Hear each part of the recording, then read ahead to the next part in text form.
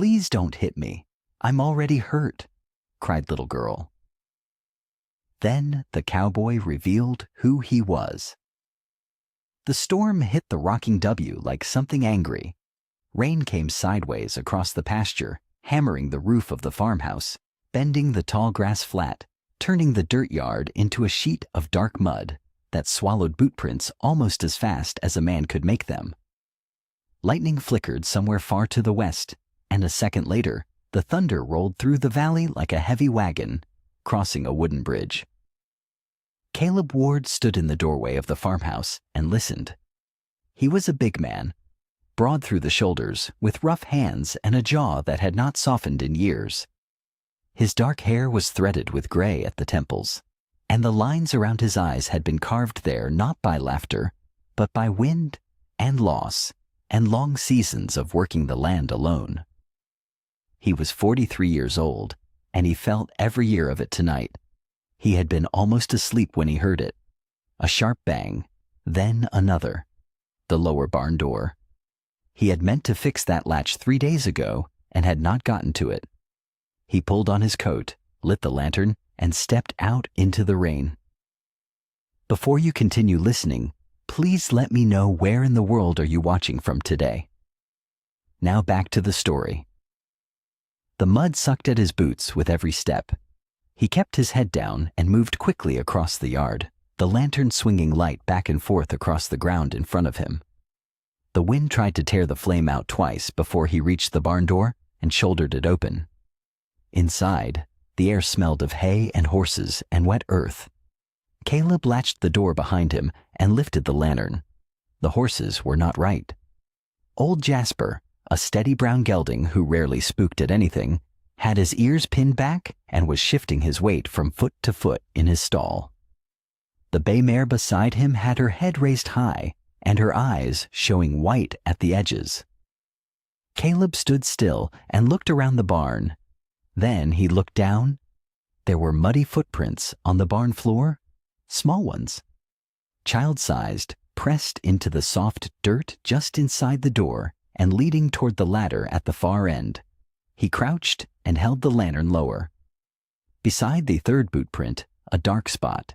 He touched it with one finger. Blood. He straightened slowly. His eyes moved to the ladder. More dark drops on the wooden rungs, barely visible, almost washed away by the water still dripping off whoever had climbed up. He set the lantern on a post hook and reached for the rifle leaning against the wall nearby. He did not raise it. He just rested his hand on it and listened. A sound came from above, faint, thin as a thread, a whimper. Caleb left the rifle where it was.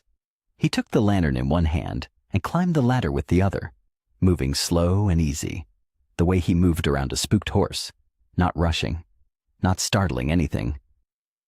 The hayloft was dim and warm compared to the barn floor below. Rain drummed against the roof boards just above his head. He raised the lantern and swept it across the loft. In the far corner, tucked beneath a torn horse blanket that had not been used in years, was a child. She was small, maybe 11 or 12, he reckoned. Her dark hair was soaked through and plastered to her face, and even in the yellow lantern light, he could see that one side of her face was swollen and bruised. The skin along her cheekbone an ugly deep color. Her dress was torn at the hem and caked with mud. She was shaking, hard and steady, the way a person shakes when their body has been cold and frightened for too long. Her right hand was pressed against her chest, and she was holding something small and silver. She gripped it so tight that her palm was bleeding where the edges had cut in. Caleb took one step toward her.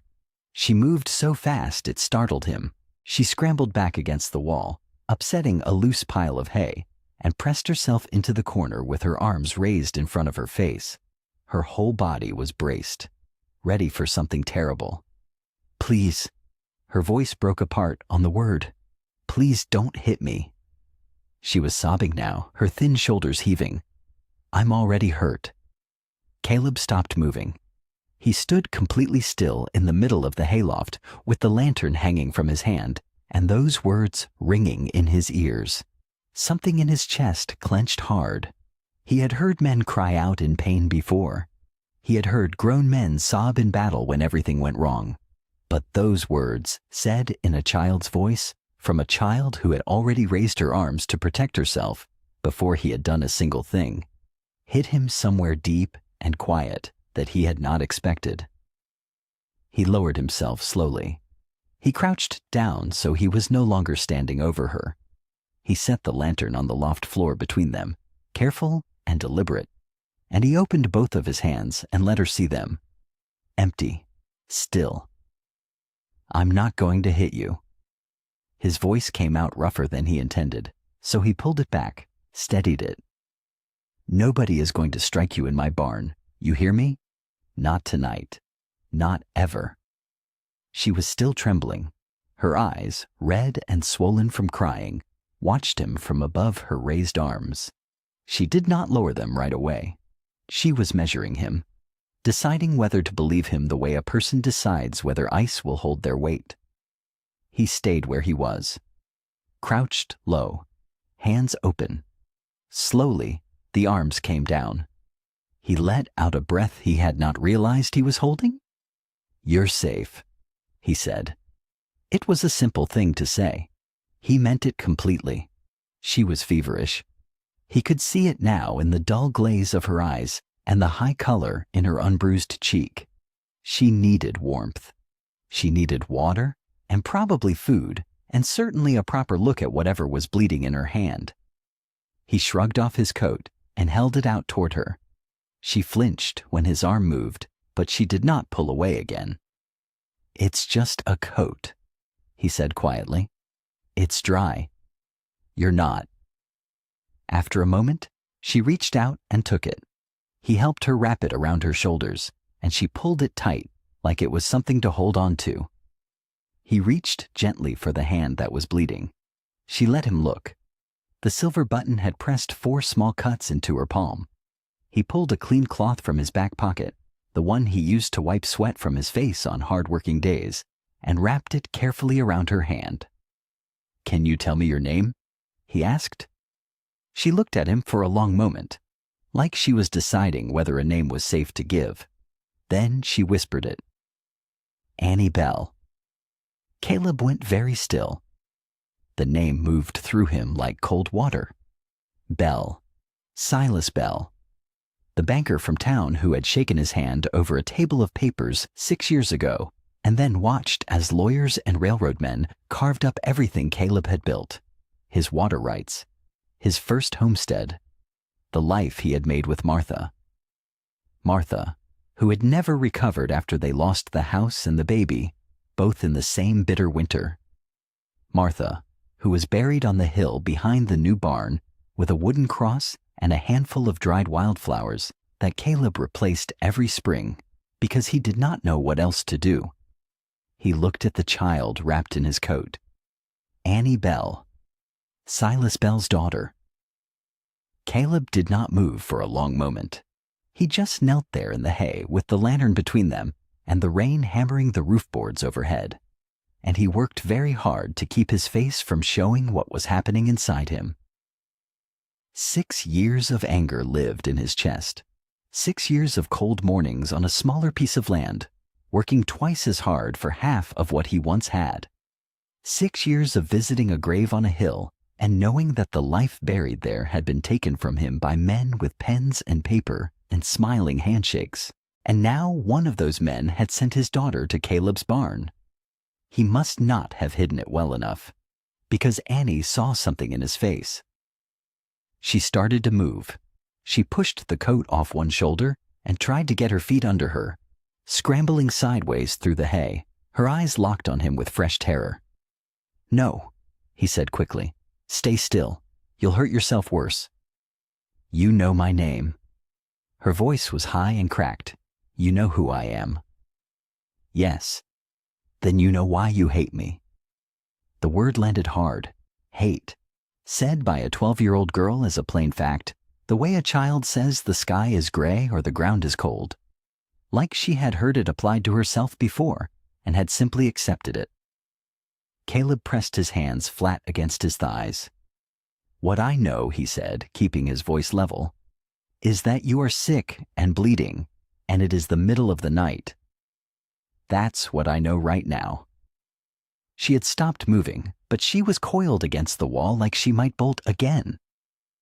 "Who are you?" she whispered.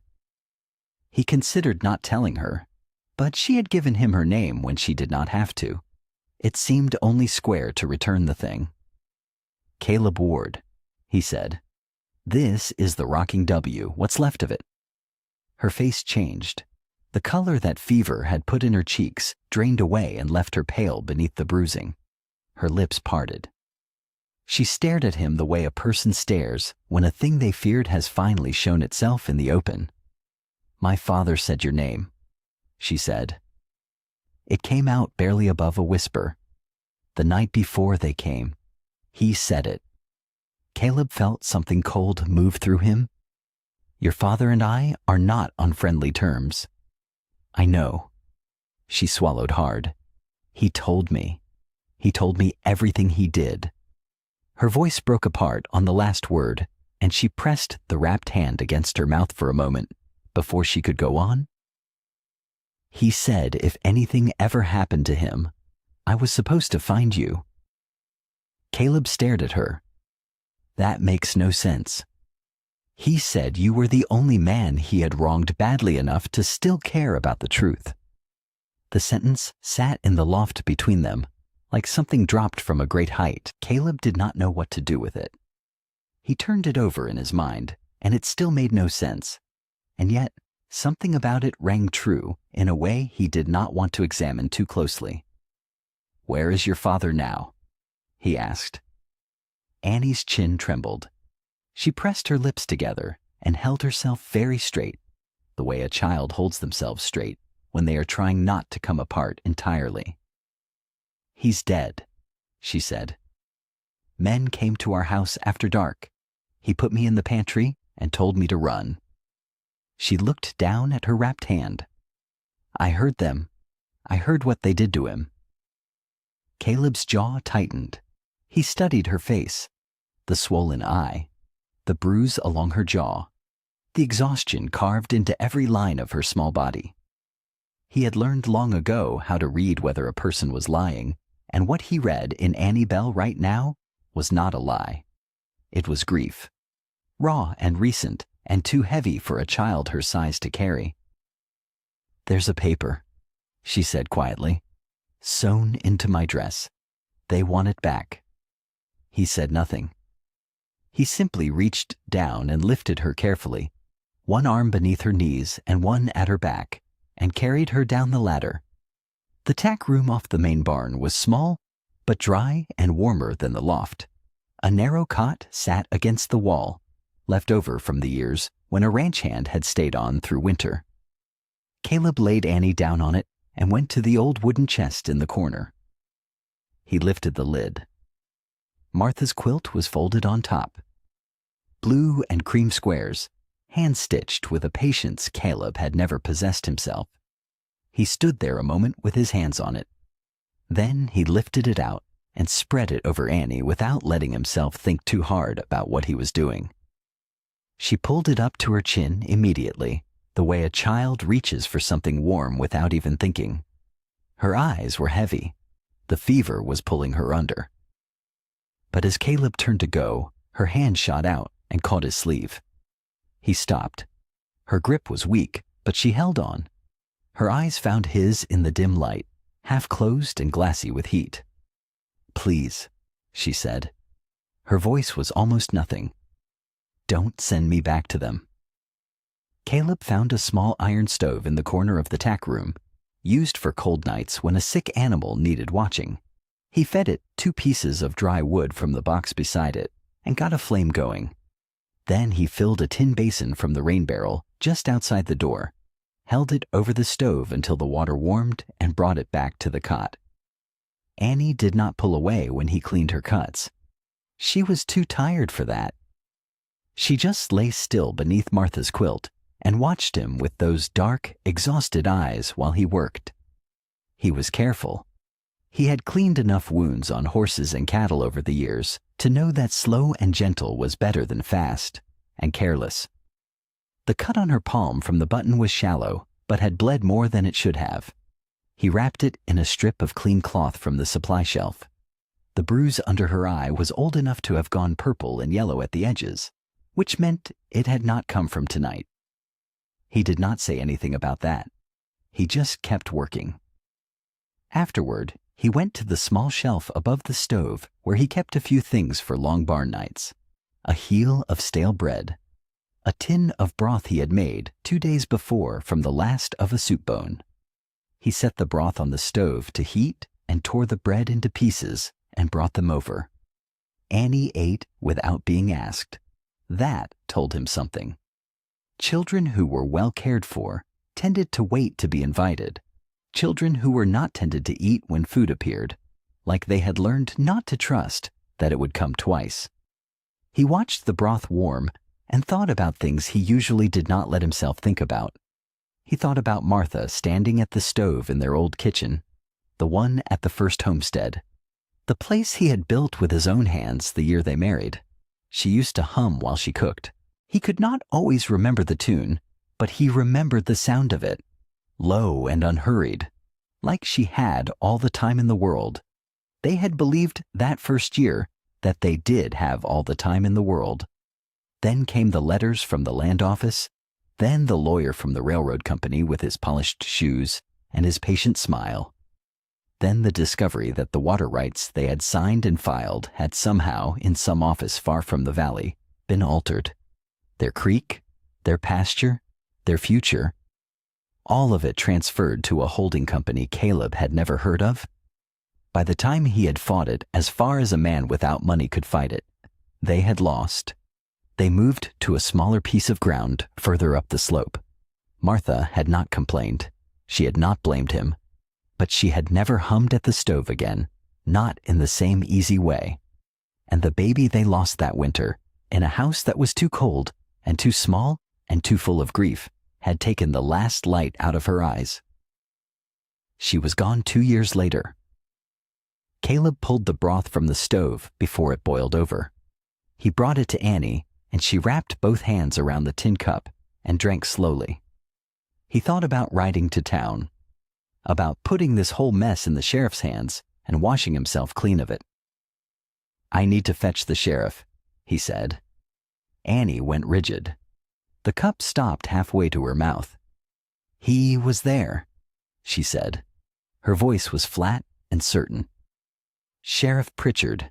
He came to our house with the other man earlier that same night, before the men came back." Caleb looked at her. She looked back at him steadily, and there was no hysteria in it, just a child telling a plain fact she had no reason to lie about. He said nothing more about the sheriff.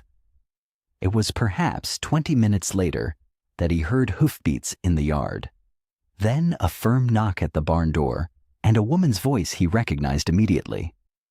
"Caleb Ward, I can see your lantern burning, and it is past midnight. Open this door." He almost did not. He stood very still for a moment, trying to calculate whether there was a way to avoid it.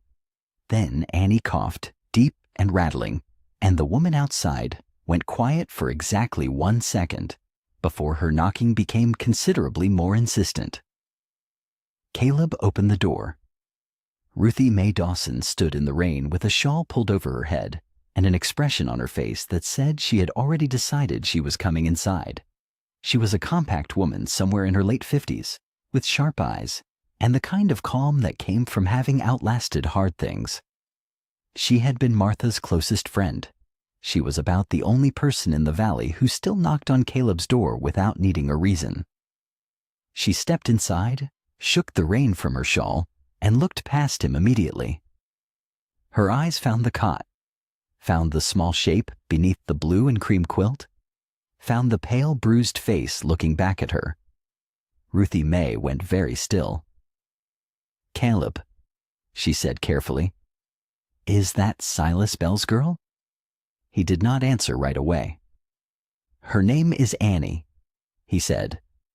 Ruthie crossed the room without asking permission and crouched beside the cot and looked at Annie with the same practical thoroughness she probably used when assessing everything from a leaking roof to a grieving neighbor. Annie tensed, but Ruthie's voice was soft and steady. "Sweetheart, my name is Ruthie. I was a friend of this ranch a long time ago." She pressed the back of her hand gently to Annie's forehead. Her mouth tightened slightly at the heat she found there. "You are safe for right now. Do you understand that?" Annie glanced past Ruthie to Caleb. Then she gave a small, uncertain nod. Ruthie stood and turned to face Caleb with an expression he knew well. It meant she was about to tell him something he was not going to like. "Silas Bell is dead," she said quietly. "Word reached the church circle tonight. They are calling it a heart failure. And Annie here has been missing since before supper. Half the town is already whispering about it." Caleb held her gaze. "What's the other half doing?" "Believing whatever Ephraim Voss tells them," she said. "Which is never a good sign." She turned back to Annie then, and her sharp eyes moved over the child with that careful thoroughness again. She reached down and drew the edge of the quilt back just slightly, looking at the torn hem of Annie's dress, the damp and damaged fabric, the places where it had been roughly handled. Then she stopped. She turned the hem in her fingers and leaned closer to the seam along the inside of the bodice. "Caleb," she said, "come look at this." He came around and looked where she was pointing. The stitching along the inner seam was different from the rest of the dress, smaller, tighter, done by a different hand, and done in a hurry. Caleb straightened up and looked at Annie. Annie looked back at him and said nothing, but she did not look surprised. He took out his pocket knife, opened the smaller blade, and crouched beside the cot. Gently, working the blade under the uneven thread, he cut along the seam. A folded paper slipped out into his hand. It was stained dark at one corner with what might have been rain and what might have been blood, and it had been folded small and tight, the way something is folded when it must stay hidden. Caleb held it for a moment without opening it. Then he unfolded it slowly and began to read. The lantern flame trembled in a draft from somewhere in the barn walls.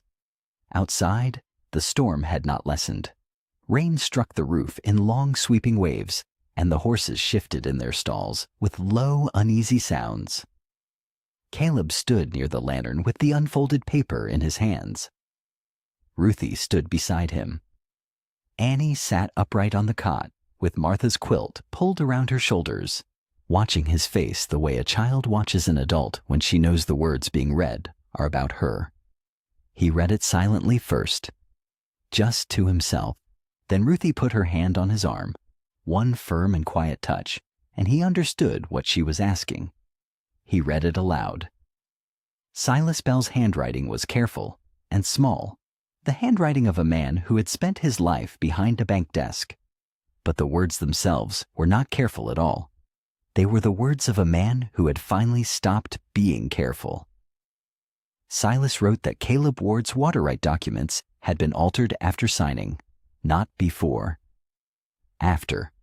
The papers Caleb had signed in good faith had been changed in a back office that Silas was not permitted to name at first, because he had been told that naming it would cost him everything. Silas wrote that railroad agent Ephraim Voss had come to him 3 years before the fraud was completed and explained in a polite and terrible way that Silas would help process the transfers or face accusations of his own prior dealings being made public. He wrote that a hidden legal authority, a man of standing and reputation in the valley, had provided the official weight that made the stolen papers look lawful. Voss was the hand, Silas wrote, but the hand belonged to someone else. He wrote that ranchers, widows, and orphan children had been stripped of property through the same method, deeds altered, water rights redirected, inheritances quietly absorbed into court-managed trusts, and he, Silas Bell, had helped it happen because he was afraid. Then came the part that hit Caleb like a fist to the chest. Silas wrote that he had intended to come forward 2 years after the fraud. He had prepared a statement. He had gone so far as to copy the relevant documents. But Voss had appeared at his door and explained quietly that if Silas spoke, Annie's inheritance would be seized as proceeds of fraud, and Silas himself would spend what remained of his life in a prison cell. Silas wrote that he had chosen his daughter over his conscience, and that he had lived with that choice every day since. He closed the letter with words that Caleb read slowly, because they did not come easily from his mouth. I know that Caleb Ward lost more than land. I know that Martha Ward is gone, and I know she is gone in part because of what was done to that family and what I allowed to be done. I have prayed every night that God would give me courage before it was too late.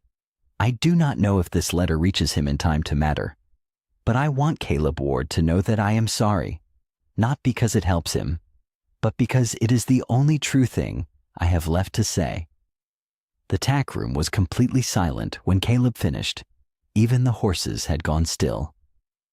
Ruthie pressed her lips together. Her eyes were bright, and she did not look away from Caleb, as though she understood that he needed someone to hold steady while he worked through what he had just heard. Caleb looked down at the paper in his hands. 6 years. 6 years of hard and certain hatred aimed directly at Silas Bell. He had known who to blame.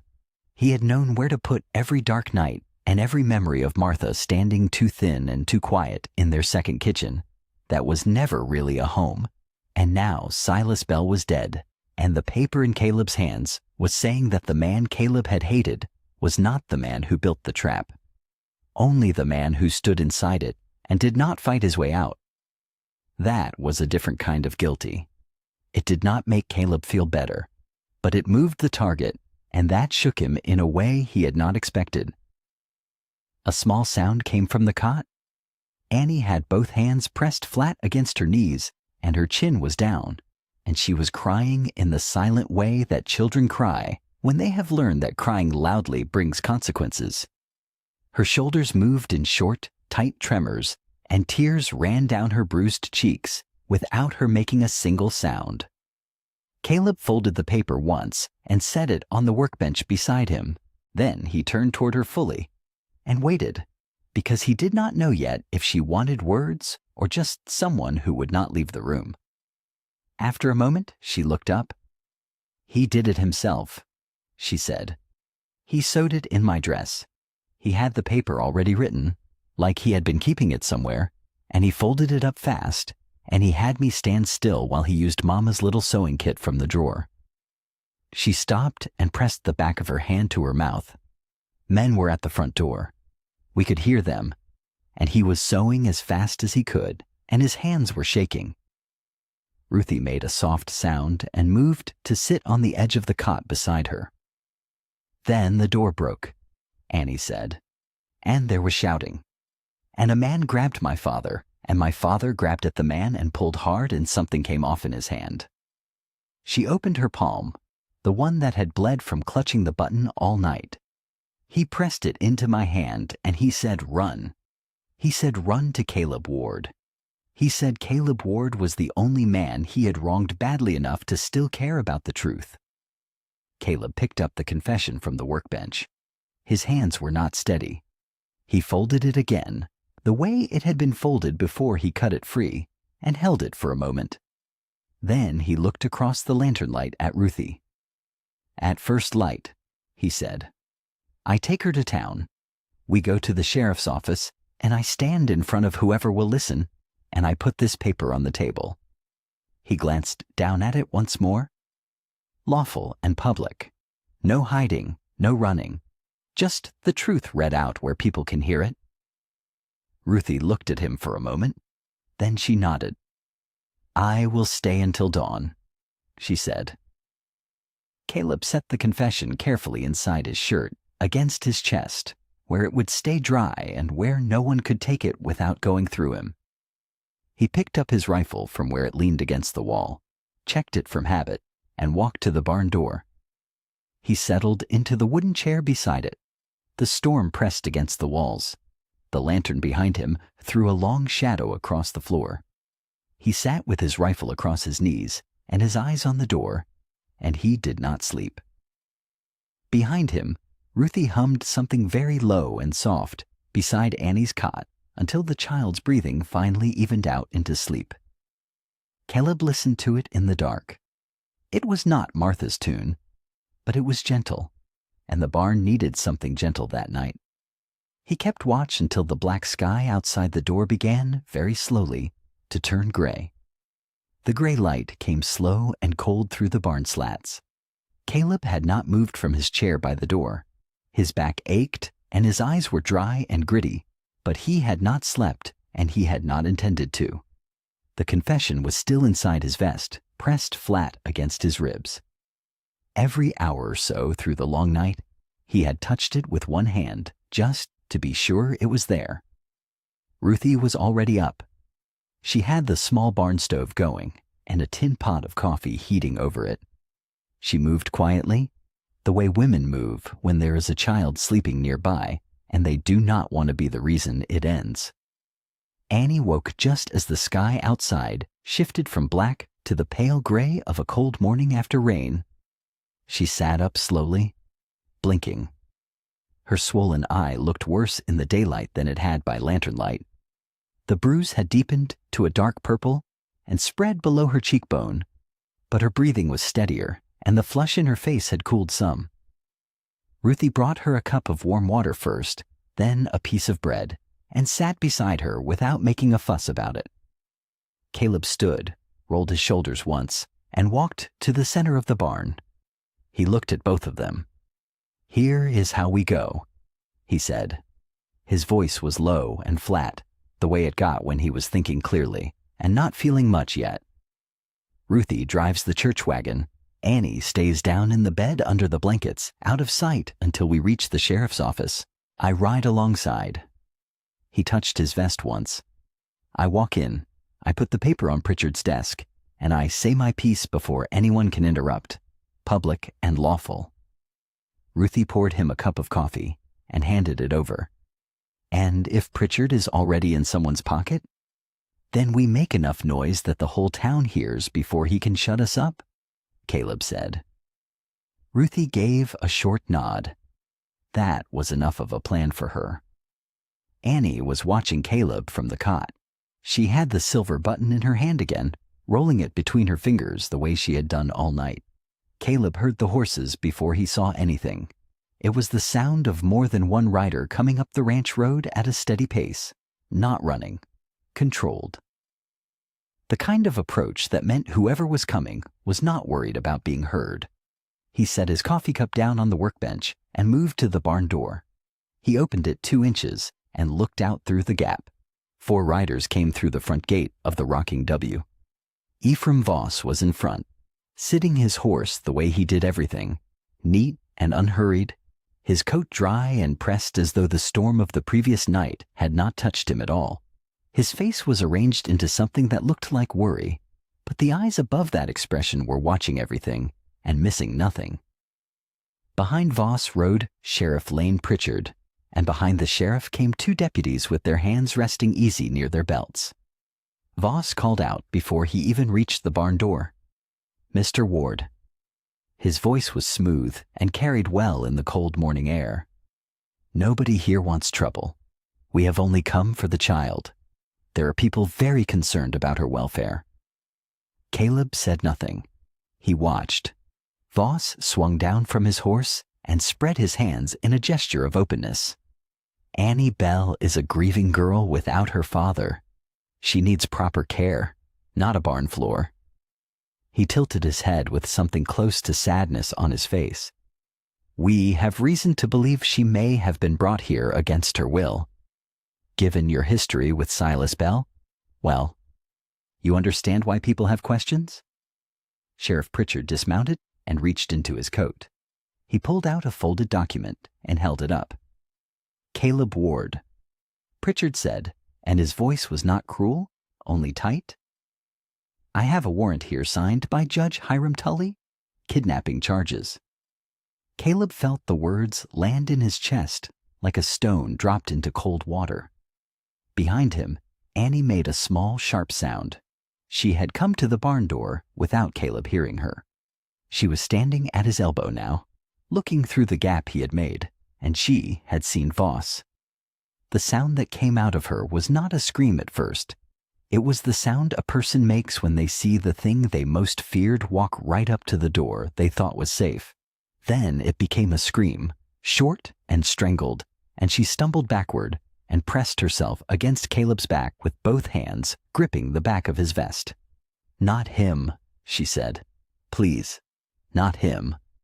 Caleb reached his arm back and put it around her without turning around.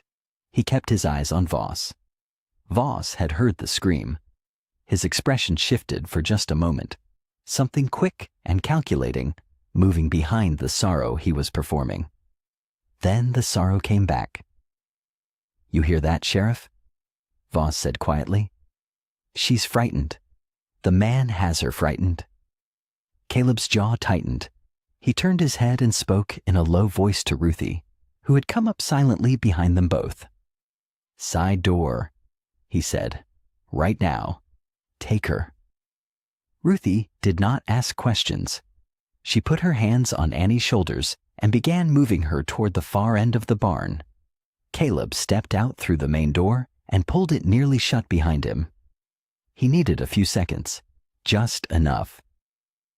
He reached down and grabbed the lantern stand beside the doorpost, the tall iron one that held the heavy barn lantern, and he brought it down hard across the ground in front of the nearest horse. The crash was enormous in the cold morning quiet. Iron rang against frozen dirt. The horse nearest Voss threw its head back and skittered sideways into the sheriff's mount. Both horses lurched. Pritchard grabbed his reins with both hands. One deputy's horse spun a full circle. In the noise and confusion, Caleb turned and ran back inside, pulling the main barn door shut and dropping the crossbar. He crossed the barn in a dozen long strides. In the far corner, behind a stack of old feed sacks and a broken plow frame, was the storm cellar hatch. Martha had put it in herself the second year they had lived here, insisting on it, stocking it with a lantern, a canteen, dry matches, and a blanket. Caleb had not opened it in 3 years. Ruthie already had the hatch lifted. Annie was on the ladder, looking up at Caleb with wide eyes. He crossed the last few feet and climbed down after her, pulling the hatch shut above his head. The tunnel was low and smelled of cold earth and old wood. It was dark, except for the thin flame of the match Ruthie had already struck. Outside, above them, he could hear the deputies beginning to pound on the barn door. Caleb touched Annie's shoulder once. "Move," he said quietly, "and stay low." The tunnel was not built for 3 people. It was barely built for 1. Caleb went first, hunched low, one hand trailing the dirt wall for balance. The ground under his boots was soft and wet from the night's rain, and every step made a small sucking sound. Behind him, he could hear Ruthie breathing steadily through her nose, the way a person does when they are keeping themselves calm on purpose. And behind Ruthie came Annie, slow and stumbling, her feet dragging more than lifting. Above them, the pounding on the barn door grew louder. Caleb stopped and turned. In the darkness, he could just make out Annie's shape. She was bent nearly double, one hand pressed against the tunnel wall, and she was not going to make it to the end on her own. Her legs had given her about as much as they had. He did not say anything. He just stepped back past Ruthie, crouched down, and gathered Annie up. She went stiff for a half-second the way she always did when someone moved toward her too fast. Then she let herself be held. She weighed almost nothing. Caleb turned back and kept moving. The tunnel ran maybe 40 feet before it angled upward. Ruthie had one hand tucked under her arm holding the folded confession, and the other hand gripping Martha's quilt in a tight bundle. She had not left either of them behind. Caleb had not asked her to bring them. She simply knew. He reached the end of the tunnel, shifted Annie onto one arm, and used his free hand to push up on the hatch door. It came open slow and stiff, hinges caked with rust and packed dirt. Cold morning air poured in. He climbed out into the wash behind the barn. The wash was a shallow gully that ran behind the property line, hidden from the main yard by a low bank of scrub brush and a row of old cottonwoods that had grown crooked in the wind. Ruthie came up behind him, breathing hard now, and pulled the hatch shut. The church wagon sat right where Ruthie had left it, pulled up near the old smokehouse. The mule, standing patient and still with its reins, looped around a fence post. The wagon was covered, canvas sides tied down against the weather, the bed loaded with sacks of flour from the last church collection run. Caleb set Annie down beside the wheel and pulled the canvas flap aside. He moved 2 of the heavy flour sacks, arranged the quilt into a low nest in the space between them, and looked at Annie. She climbed in without being asked. He tucked the quilt around her and stacked the flour sacks back close, leaving just enough of a gap for air. Then he tied the canvas flap back down. He left Ruthie at the wagon and moved back toward the barn on foot, staying low along the cottonwood line. In the main yard, he could hear Voss giving instructions to the deputies. One of them was already moving toward the ranch house. The other was working on the barn door crossbar. Caleb reached the east pasture gate and unlatched it, quiet and quick. He gave both horses a sharp slap on the flank, and they bolted, running hard along the ridgeline trail in a clatter of hooves and kicked up mud. He heard one of the deputies shout, heard boots moving fast toward the sound. Caleb turned and walked back through the cottonwoods to the wagon. He swung up onto his horse and pulled up close beside Ruthie on the bench. His hands on the reins were not entirely steady. He had lived on the Rocking W for 11 years. He had buried Martha's memory into its fence posts and feed troughs and the worn path between the barn and the house, and now it had become a place men with warrants searched while he ran from it like a trespasser. Ruthie clicked her tongue, and the mule started forward, pulling the wagon down the back trail as morning light broke thin and pale through the clouds. From beneath the flour sacks, Annie's voice came quiet and certain. "They will not stop," she said. "Not until they get what my papa left behind." The line shack sat at the far edge of Caleb's grazing land, where the good grass gave out and the ground turned rocky and pale. It had not been used in 2 winters. The door hung crooked on its hinges, and the single window was covered with a piece of old burlap, but the roof was solid, and the walls kept the wind out, and right now, that was enough. Ruthie got Annie inside first. She spread Martha's quilt on the low wooden cot in the corner, helped Annie lie down, and pressed the back of her hand against the girl's forehead. Her mouth went tight. "Still climbing," she said quietly. Caleb brought water in from the rain barrel outside and set it beside her without a word. Ruthie soaked a clean cloth from her bag and laid it across Annie's brow. Annie did not protest. She just stared up at the low ceiling with eyes that looked too tired for a 12-year-old. Caleb went back outside to tend the horses. He worked slowly, letting the animals drink from the shallow creek that ran behind the shack, checking their legs for strain from the morning's hard pace. The physical work steadied him some. His hands knew what to do with horses even when the rest of him felt like a wagon with a broken axle. When both horses were settled, he sat on a flat rock near the creek and pulled Silas Bell's confession from inside his vest. He had already read it twice in the barn. He read it again now in the gray late morning light, every word slow. Silas wrote careful. He named Voss clearly. He described the meetings, the altered documents, the pressure that came down like a boot on the back of a man's neck. He wrote about Caleb's water rights being changed after the ink was dry, about other ranchers who lost deeds they never knew were taken, about orphan trusts funneled into accounts that served no orphan. But there was a line near the middle that Caleb kept stopping on. A second party, whose name I will not commit to paper without the ledger as proof, directed the whole of it from the beginning. Voss was the hand. Another was the will behind it. Caleb folded the paper and tucked it away. He went back inside. Annie was awake, watching the burlap square where the window should have been. Ruthie had stepped to the far side of the shack to hang the damp quilt corner over a nail, giving the girls some room to breathe. Caleb pulled a short stool close to the cot and sat down. "Tell me again what you saw," he said, "before you ran." Annie turned her head. Her voice was rough from fever, but steady. "Papa and Mr. Voss were arguing in the study. I was on the stairs. I was not supposed to be there." She paused. "There was another man, too? Older? He stayed back near the bookcase, away from the lamp. I could not see his face, just his coat." "What kind of coat?" "Dark, fine cloth, like a Sunday coat." "And the button?" "When Papa went at them, I heard cloth tear. Something hit the floor. I did not know what it was until later, after I got out through the kitchen. It was near Papa's hand." Her fingers moved to the small pocket in her skirt without her seeming to notice.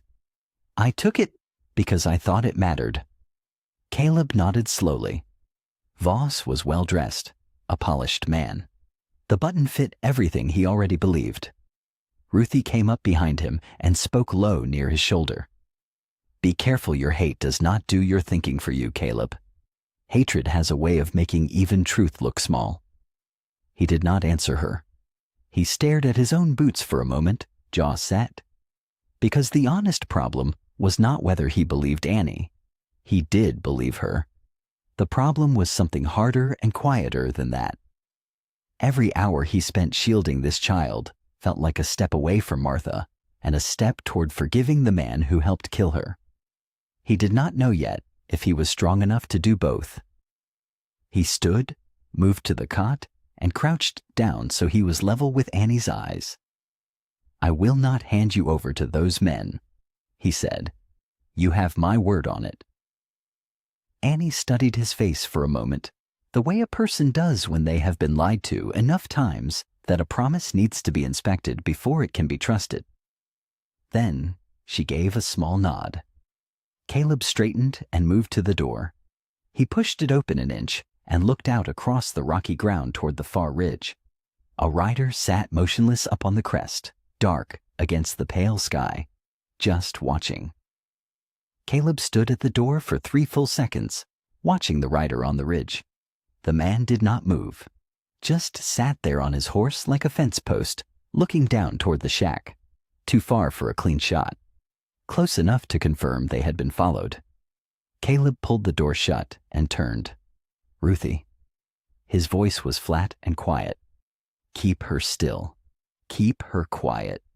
Do not let that burlap move."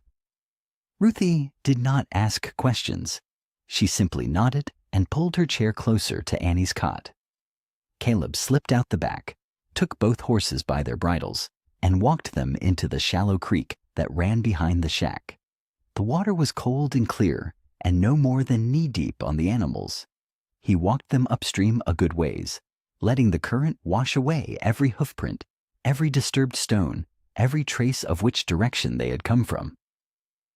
When he reached a flat shelf of rock jutting out from the bank, he walked the horses up onto it and tied them behind a stand of scrub pine where the canopy was thick enough to break their outline from above. He watched the ridge from there. The rider turned his horse slowly, scanning, then moved back behind the crest and disappeared. Caleb waited a full 10 minutes before going back. When he pushed inside the shack, Ruthie held up one hand to slow him. Annie was talking, not to them, to someone who was not in the room. Her voice was thin and quick, the way fever makes a person speak, like the words are being chased out of her mouth. "I did not mean to. I am sorry. I am sorry about the ink. I will clean it. Please do not be angry. I will be quieter. I promise I will be quieter." Caleb stood in the doorway and did not move. Annie's hands twisted the edge of Martha's quilt. Her eyes were half open, but seeing nothing in the room. The bruise along her cheekbone had deepened to a dark purple in the hours since morning. "I did not mean to make him angry," she whispered. "I am sorry." Caleb pulled the door shut behind him. He set his hat on the table and stood with his back against the wall, arms crossed, looking at the floor. He had told himself the bruises came from Voss's men, from the chase, from the night she ran. Some of them had, but not all of them. He knew the difference. He had seen enough men come back from war with that particular flinch in their shoulders, that particular way of making themselves small before anyone raised a hand. It was not something a single night of fear put into a person. It was something that got pressed in slowly, day after day, until it lived there permanent. She had been afraid long before this week. Ruthie wrung out the cloth, laid it fresh across Annie's forehead, and spoke to her in a low, steady voice until the girl's hands loosened on the quilt. When Annie's eyes closed again, Ruthie spoke without looking up. Caleb and Martha were expecting a baby, she said softly. That same winter the water rights were taken. The same winter they lost the homestead. She smoothed Annie's hair back gently. Martha lost the child in the cold. She never quite came back from it. Annie's eyes fluttered. Ruthie kept her voice gentle. The man looking after you has known a very deep hurt. That does not make him dangerous.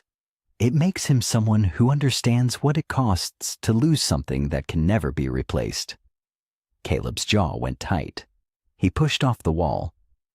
That was not yours to share, he said. Ruthie looked at him directly. She did not shrink. She deserves to know the man protecting her is hurt too, she said. Not so she feels guilty. So she does not feel alone in it. Caleb had no answer for that. He turned toward the window and stood with his back to the room. Behind him, Annie's voice came soft and worn. Mr. Caleb. A pause. Papa said there was a ledger in the vault at his bank. He said the confession was only half of it. Caleb turned around slowly. He said the ledger could prove all of it, Annie said. Every name, every deed. The afternoon light came through the one small window of the line shack in long, tired slants. The storm had cleared the sky out completely, and what was left was that pale gold color that only shows up in the last couple hours before dark. Annie was sitting up now, not strong, but upright. That was something. Caleb pulled his chair close to her cot and rested his elbows on his knees. He spoke quietly, the way a man speaks when he does not want to spook a deer or a child. Tell me exactly what your father said about the ledger, he said. Every word you remember. Annie wrapped the quilt tighter around her shoulders. She thought for a moment, her brow creasing the way it did when she was working something out carefully. He said the confession was the voice, she said, but the ledger was the proof. He said a voice without proof is just a man talking, and powerful men can always make a talking man go quiet. Caleb nodded slowly. Did he say where in the vault? No. Annie shook her head. But he said it was below the floor, not in the vault itself, beneath it. Did he leave anything with you? Anything that could open it? Annie went still. Her eyes moved to the side, not evasive, just remembering. The way a person looks when they are walking back through a room in their mind, checking shelves, opening drawers. He sewed something, she said quietly. Into Bess. Bess? Ruthie asked from across the room. My doll, my rag doll. Annie looked down at her hands. I have had her since I was little. Papa made a small pocket in her dress a long time ago. He said every bird needed a hidden wing. She paused. I thought he was just being funny. He was not funny very often. Caleb looked at Ruthie. Ruthie looked back at him with the kind of expression that did not need words. Where is the doll now? Caleb asked. My bedroom, Annie said. At home? She said the word home carefully, like she was not sure it still meant what it used to. Caleb stood up and walked to the window. He looked out at the empty ridge. The rider had not come back, but that did not mean much. It just meant he had found a better place to watch from. Going back to town was the worst idea he had. The warrant was out. Voss had the sheriff's ear. The whole main street would know his face by now and his name alongside it. "Ruthie," he said, "what day does the undertaker hold visitation?" Ruthie was already nodding before he finished the question. "Silas Bell's visitation will be tomorrow evening," she said. "But funeral preparations begin tonight. Half the churchwomen will be at the hall cooking. The other half will be at the Bell house laying out flowers and washing the parlor." She folded her hands in her lap. "The house will be full of people coming and going after sundown. Busy, loud, nobody looking too hard at who belongs and who does not." "And you know that house," Caleb said. "I have been in that house a dozen times for ladies' aid suppers," Ruthie said plainly. "I know where the back door sits, and I know the layout well enough." Caleb was quiet for a moment. He did not love the plan, but the plan was what they had. "We leave at sundown," he said. "Wagon goes behind your boarding house. You and Annie go to the Bell house on foot. I stay with the horses and watch the street. We are gone before midnight." Ruthie nodded once. Settled.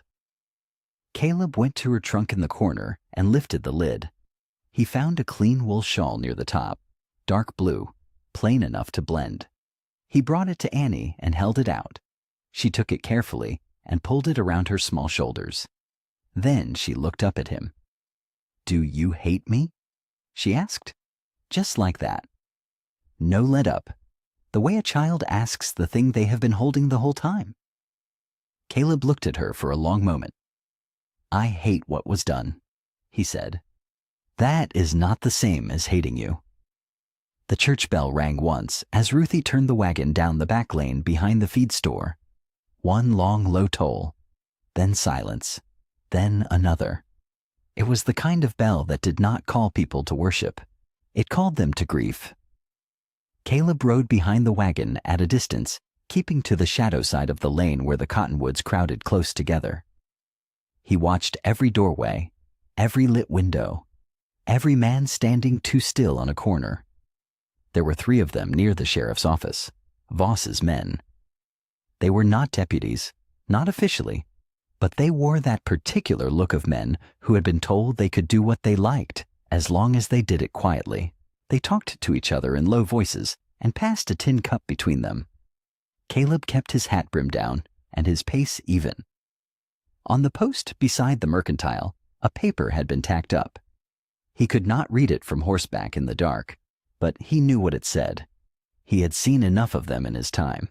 A child's name, a physical description, a reward figure that would make ordinary men into hunters. He looked away and kept riding.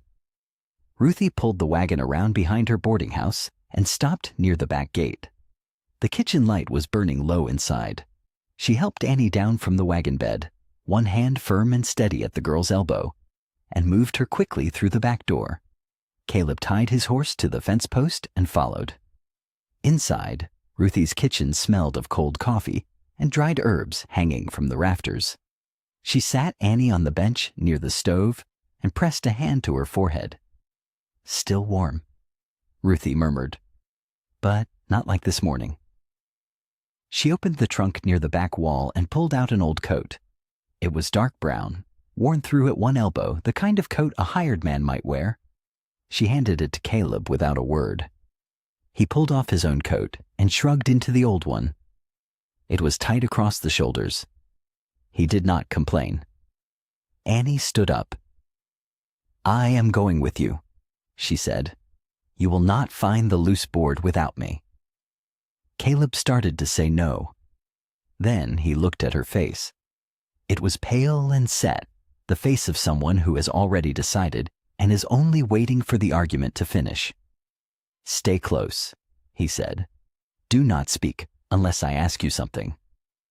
They moved through the alleys behind the main street, cutting between the back of the livery and the edge of the tanner's yard. Annie walked close beside Caleb, her shoulder nearly touching his arm. At the corner of Birch Street, she slowed. Caleb felt her tremble beside him. "What?" he said quietly. That is where I used to walk to school, she whispered. He did not say anything. He put a hand briefly on her shoulder and kept walking. The Bell House sat at the north end of Birch Street behind an iron fence. Even in the dark, Caleb could see it was large. 2 stories, wide porch, tall windows with painted shutters. A house built to say something about the man who lived in it. Caleb's jaw tightened. His water rights had paid for those shutters, or close enough. He pushed the ceiling down and unlatched the iron gate. Inside was different.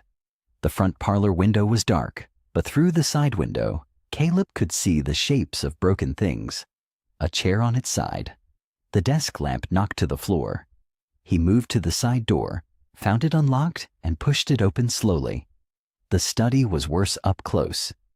Glass on the floor from a shattered lamp. Papers scattered from the desk, like something had swept them off in a hurry. And near the far wall, half hidden by the edge of the rug, a dark stain that had dried to the color of rust. Annie stopped in the doorway.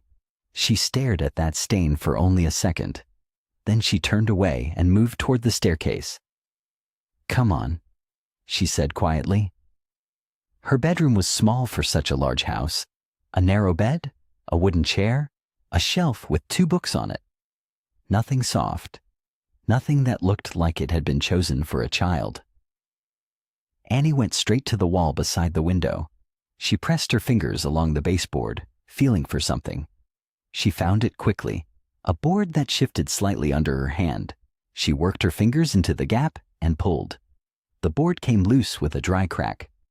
Inside the hollow was a rag doll, small, worn soft from years of handling, dressed in a faded blue cloth dress with a tiny white apron.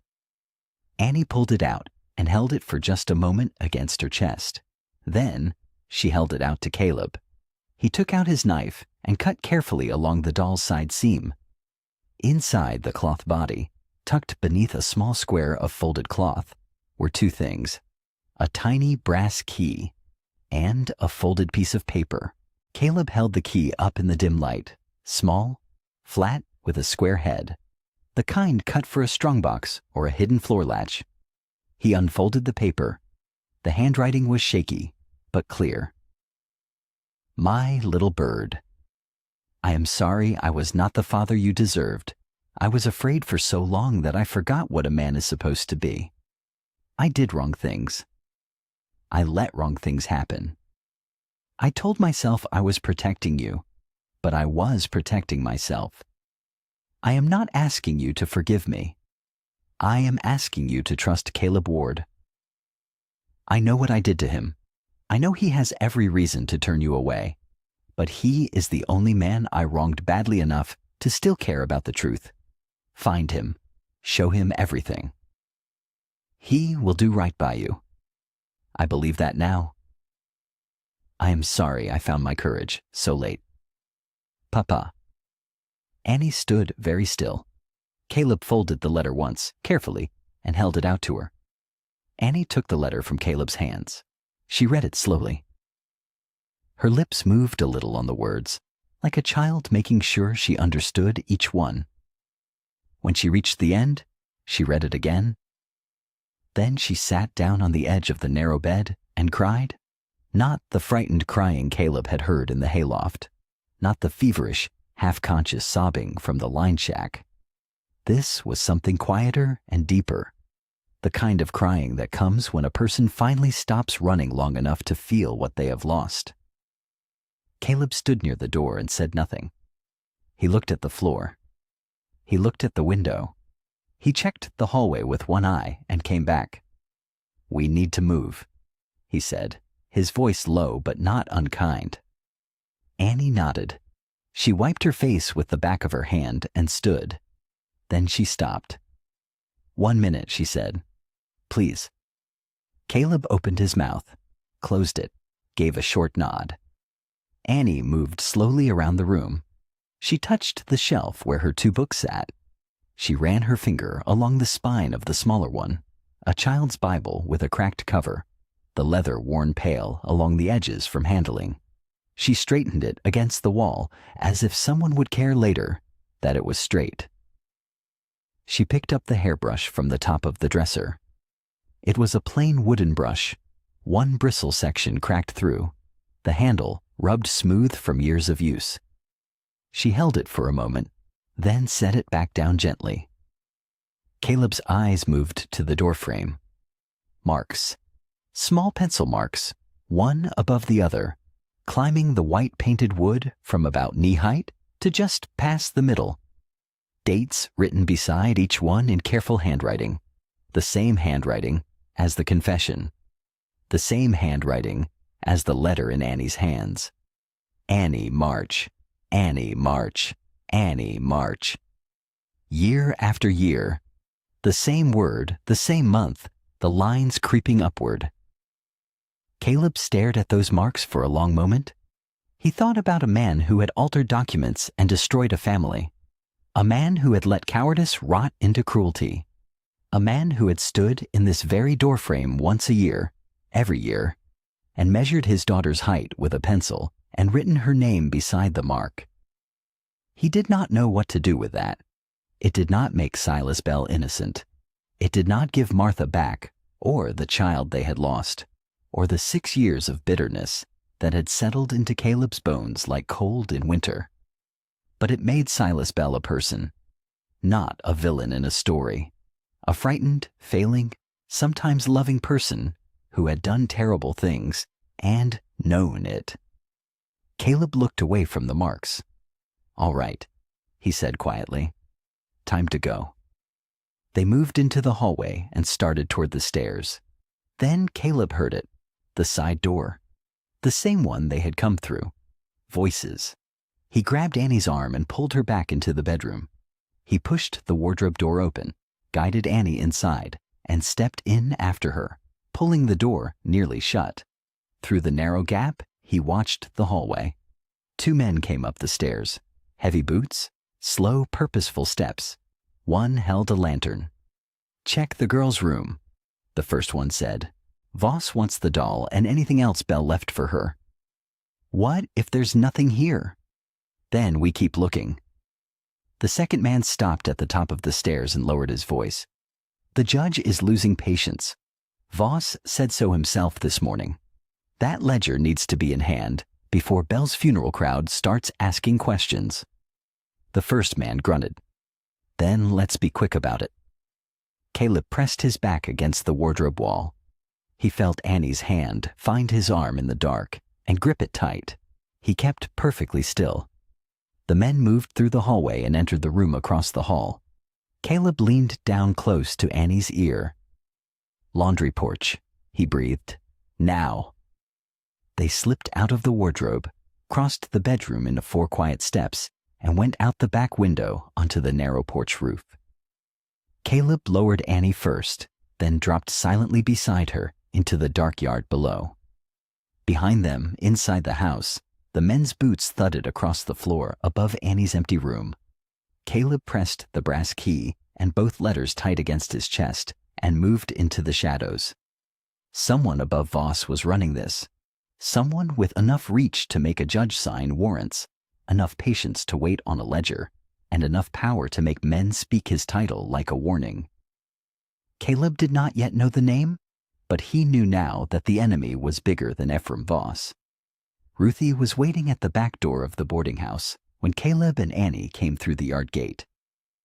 She pulled Annie inside without a word, wrapped both arms around the girl, and held on. Annie stiffened at first, the way she always did when someone moved toward her quickly. Then she leaned in and let herself be held. Caleb came in behind them and set the brass key and both letters on the kitchen table. "They were already in the house, he said. "Voss's men, looking for the doll." Ruthie looked up. "Did they see you?" "No." "Did they find what they wanted?" "No."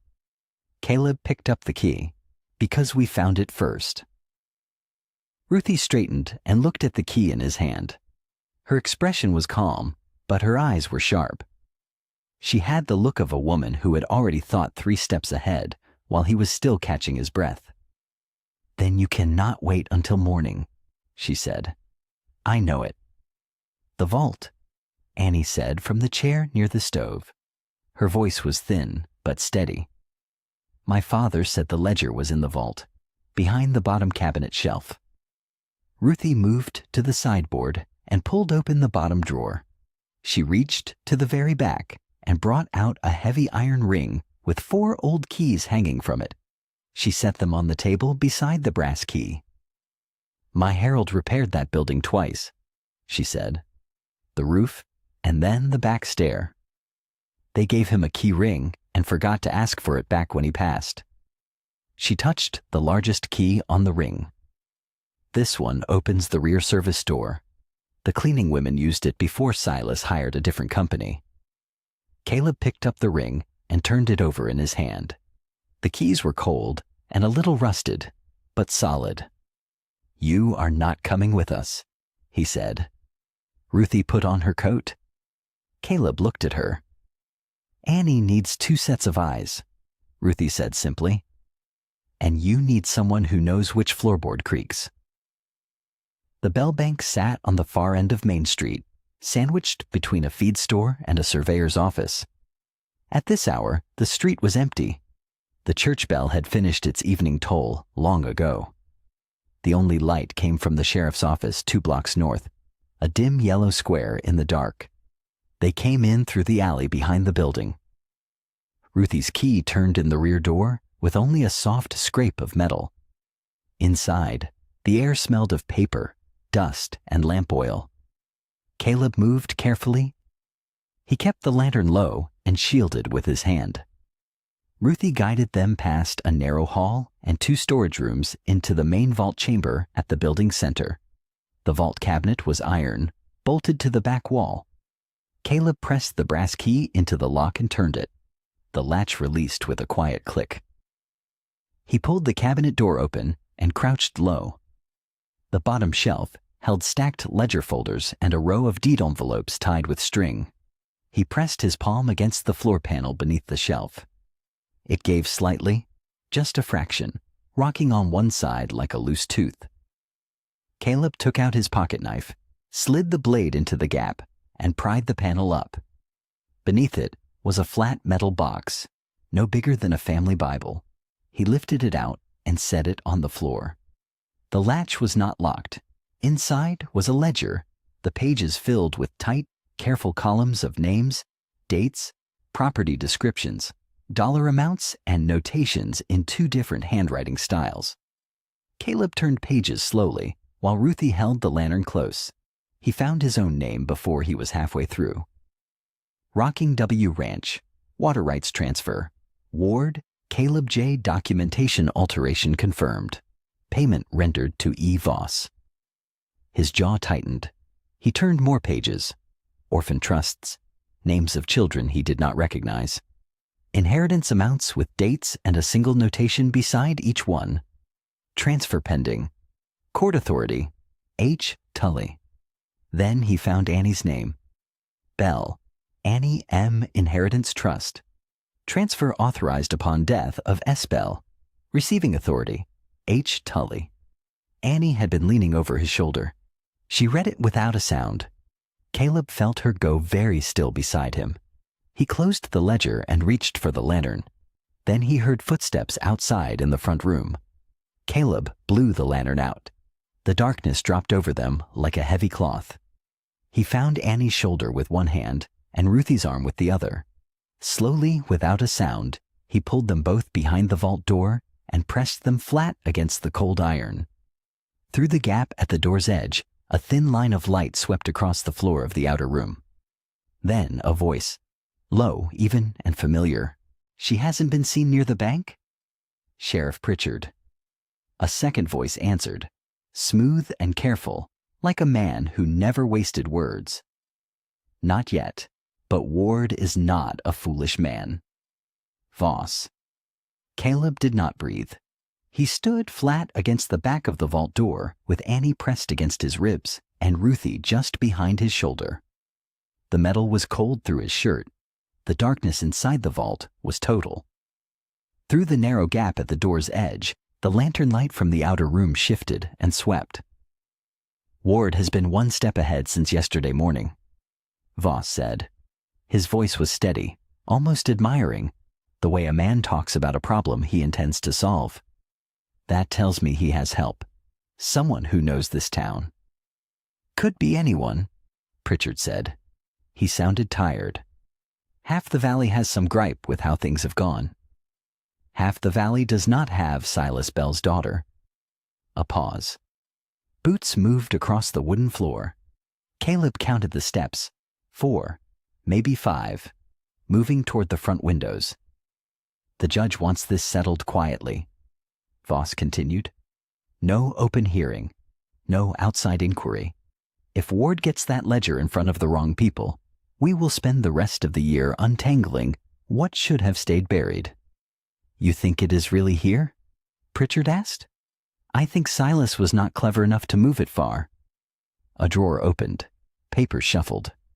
And I think Ward is exactly clever enough to come looking. Annie's hand found Caleb's sleeve in the dark. She gripped it the same way she had gripped it in the hayloft. He pressed her gently but firmly against his side and kept his hand flat over the ledger on the shelf behind him.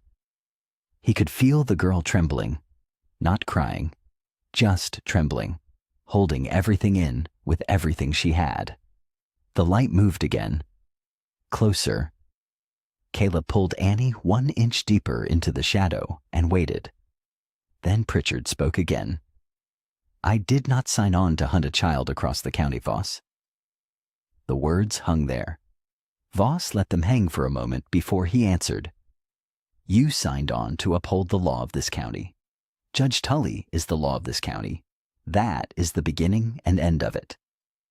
The light moved away. The footsteps retreated toward the front room. A door opened, letting in a brief rush of cold night air, then closed again. Silence. Caleb waited a full minute before he moved. He cracked the vault door 1 inch, listened, then eased it open the rest of the way. The outer room was dark and empty. The lantern they had brought in was gone. Voss had taken it. Ruthie pressed close and whispered, He was here before us. He suspected, Caleb said quietly, but he did not find it. He tucked the ledger under his arm, checked the vault cabinet once more, and closed it as silently as he had opened it. They slipped out the rear door into the alley. The cold hit them hard after the still air of the vault. Annie stumbled on the back step, and Caleb caught her before she went down. She was burning up again, hotter than she had been at the boarding house. He looked at Ruthie. We cannot keep running, not without someone standing with us. Ruthie did not hesitate. Reverend Whitcomb, she said. He will not turn us away. And his church basement has 2 locked doors and enough space to hide a wagon. Sunday service is tomorrow morning, Caleb said. Yes, Ruthie said. The whole town will come. Caleb looked down at Annie. The girl was barely on her feet. He handed the ledger to Ruthie, crouched low, and lifted Annie up against his chest. She was light, too light for a child her age. He pulled his coat around her so only the top of her dark hair showed above the collar. Stay close, he said. No lantern until we reach the church. They moved through the back alleys in the dark, Ruthie carrying the ledger, the confession, and Silas's folded note tucked inside her coat. Annie grew heavier with sleep against Caleb's shoulder with every block they covered. By the time the church steeple appeared against the gray pre-dawn sky, Annie was fully asleep. Caleb climbed the 3 steps to the basement door and knocked twice. A long moment passed. Then a light appeared beneath the door.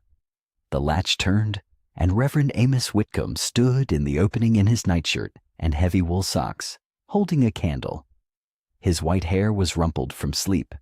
His eyes moved from Annie's bruised face to Caleb's hollow, hunted expression, to Ruthie standing behind them both with her arms full.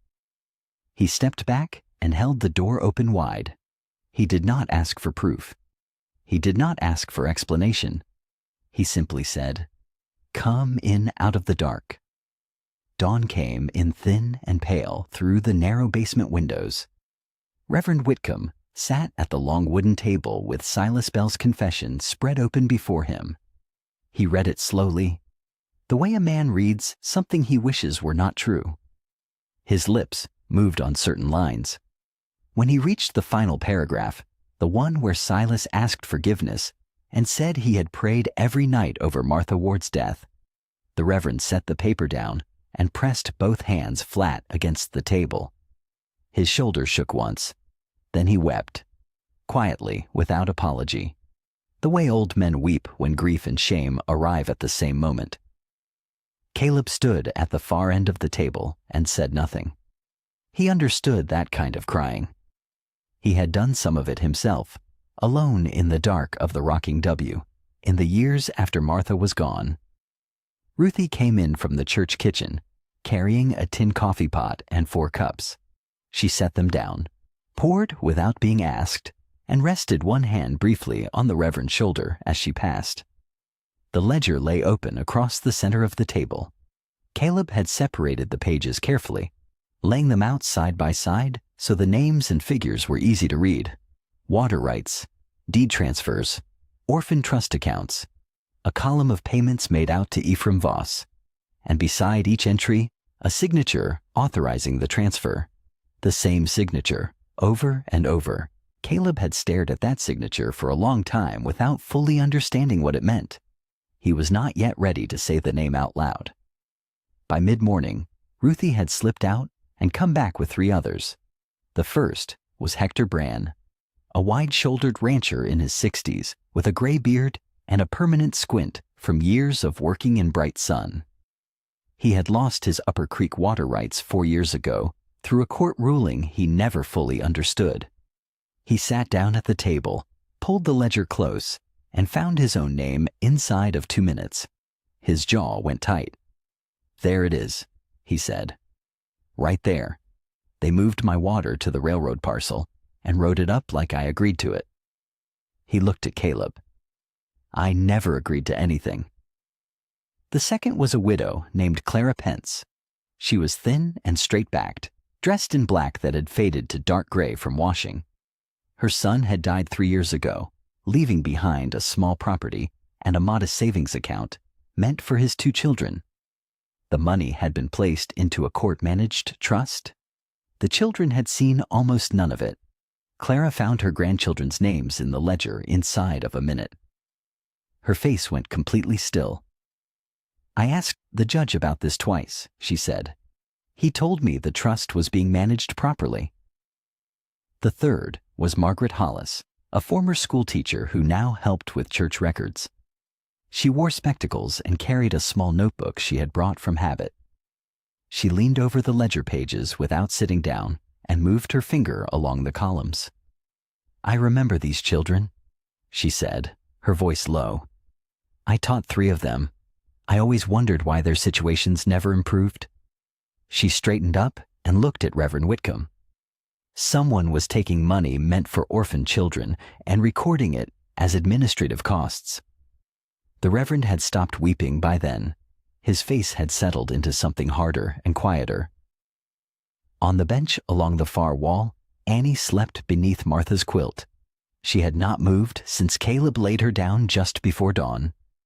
Her breathing was slow and even, the fever finally breaking into a thin sweat on her forehead. Hector Brann looked over at the girl and then back at Caleb. "How did Silas Bell's daughter end up in your barn?" "She ran to the only place her father told her to run," Caleb said. "And you kept her?" Hector asked. There was no accusation in it, only surprise. Before Caleb could answer, Clara Pence spoke instead. "She is the banker's child.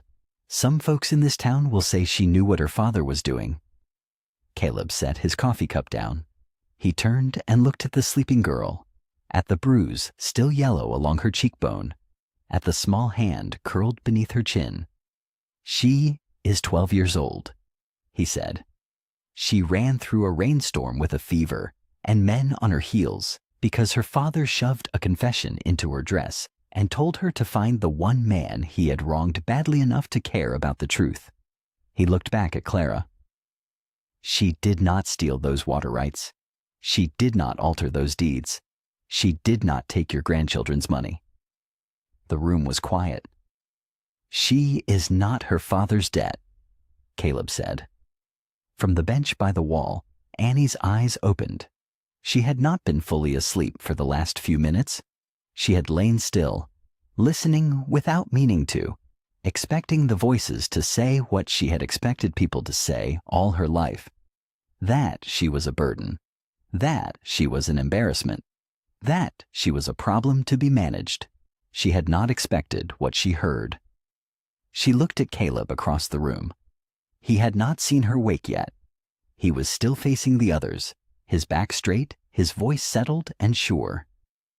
Annie looked at him the way a person looks at something they were not sure still existed in the world, like it was real, like it could be trusted. The church women came downstairs just after 9 o'clock. There were 4 of them. They moved quietly, the way women move when they do not want to disturb something fragile. The first one carried a basket with warm biscuits wrapped in a cloth.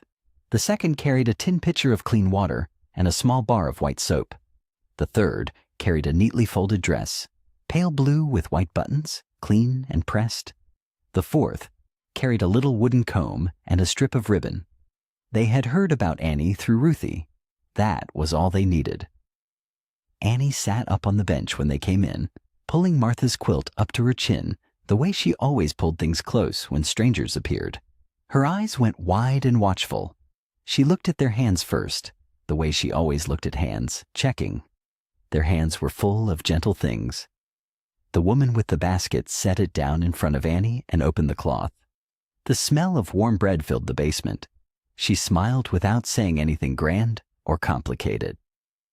"Eat first," she said. "Everything else can wait a minute." Annie looked at Caleb. He gave her a small nod from across the room. She reached out and took a biscuit. The women worked around her without fuss. One poured clean water into a basin and washed Annie's face with a soft cloth, careful around the bruise on her cheekbone, careful around the cut at her hairline. Annie sat very still, not because she was told to, but because the touch was so different from what she expected that she did not quite know how to respond to it. Her eyes filled up once. She blinked hard and looked at the wall. The woman washing her face noticed. She did not mention it. She simply kept her movements slow and steady, the way you move around a bird that has been hurt. The blue dress fit Annie close enough. The woman who brought it helped ease it over Annie's shoulders and did up the white buttons one by one. Then the fourth woman sat beside her and worked the wooden comb gently through Annie's tangled hair, working the knots loose from the bottom up so it would not pull. Annie went very still again. Her eyes closed for a moment. Caleb watched from the far side of the room. He leaned against the wall with his coffee going cold in his hand, and he watched 4 ordinary women treat a frightened child like she was worth every careful minute. Nobody made a speech about it. Nobody asked to be thanked. They just did it, the same way people do the most important things, quietly and without ceremony. Something moved inside Caleb's chest, not loud, not sharp, more like a door that had been stuck for a long time, giving just slightly on its hinge. He thought about the rocking W, the empty rooms, the table he ate at alone every evening, Martha's quilt now wrapped around a child who needed it. He thought about how a house becomes something different when someone else is breathing inside it.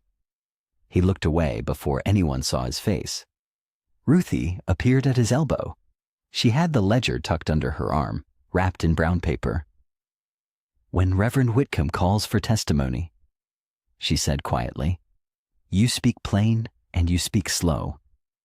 Let the documents do the heavy work. Your anger is earned, Caleb. I know that. But anger makes people choose sides. Truth makes them choose right." Caleb looked at her. He knew she was correct. He did not enjoy knowing it. "I hear you," he said. He reached into his vest and pressed his hand against the folded confession inside. Still there, dry, safe. He left it where it was. Ruthie held up the wrapped ledger. "I will carry this until the Reverend calls for it." Caleb nodded once. Upstairs, Reverend Whitcomb's footsteps crossed the floor of the sanctuary. The sound of the congregation gathering drifted down through the ceiling. Boots and murmured voices and the creak of old wooden pews. Then the church bell rang, one long steady tone rolling out over the town. Reverend Whitcomb appeared at the basement door and looked down at them. He did not say anything. He simply held the door open. Caleb put on his hat. Annie stood up from the bench in her clean blue dress, the silver button pressed tight in her hand. Ruthie tucked the wrapped ledger under her arm, and the four of them climbed the stairs together, up toward the light. The sanctuary was full. Every pew held shoulders pressed together. Farmers in clean shirts, ranch wives in Sunday bonnets, old men with their hats on their knees, children who had been told to sit still and were mostly managing it. The smell of candle wax and wood polish and damp wool filled the air, the way it always did on Sunday mornings in Heron Creek. Judge Hiram Tully sat in the front pew. He always sat in the front pew. He was that kind of man. His coat was dark and well cut, with silver buttons that caught the light when he moved. His silver hair was combed back neatly. His hands rested folded in his lap with the patience of a man who had never once needed to hurry, because things had always arranged themselves in his favor. Caleb stood near the side aisle with Annie on his left and Ruthie on his right. Annie kept her shoulder pressed against his arm. Ruthie held the wrapped ledger flat against her ribs beneath her shawl. Reverend Whitcomb stepped up to the pulpit. He was a small man, not impressive in size, but his voice carried the kind of quiet weight that made people lean forward without realizing they were doing it. He bowed his head, and the congregation settled. "Lord," he began, "we ask this morning for the courage to receive truth when it arrives, and for the mercy to extend it to those who have suffered in its absence. Help us be worthy of both." A few soft amens moved through the room. Reverend Whitcomb lifted his head and opened his mouth to continue. The front doors swung open hard. The sound hit the sanctuary like a flat stone dropped in still water. Every head turned. Ephraim Voss walked in first. He wore a gray coat and carried his hat in his hand, the picture of a grieving, concerned citizen. Behind him came Sheriff Lane Pritchard, jaw tight, eyes fixed on the middle distance. Two deputies followed, their boots loud on the floorboards.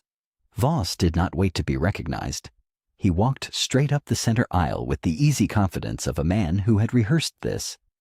"Forgive the interruption, Reverend." His voice was warm and sorrowful and perfectly measured. "But justice cannot always wait for a convenient hour." The room went still, as held breath.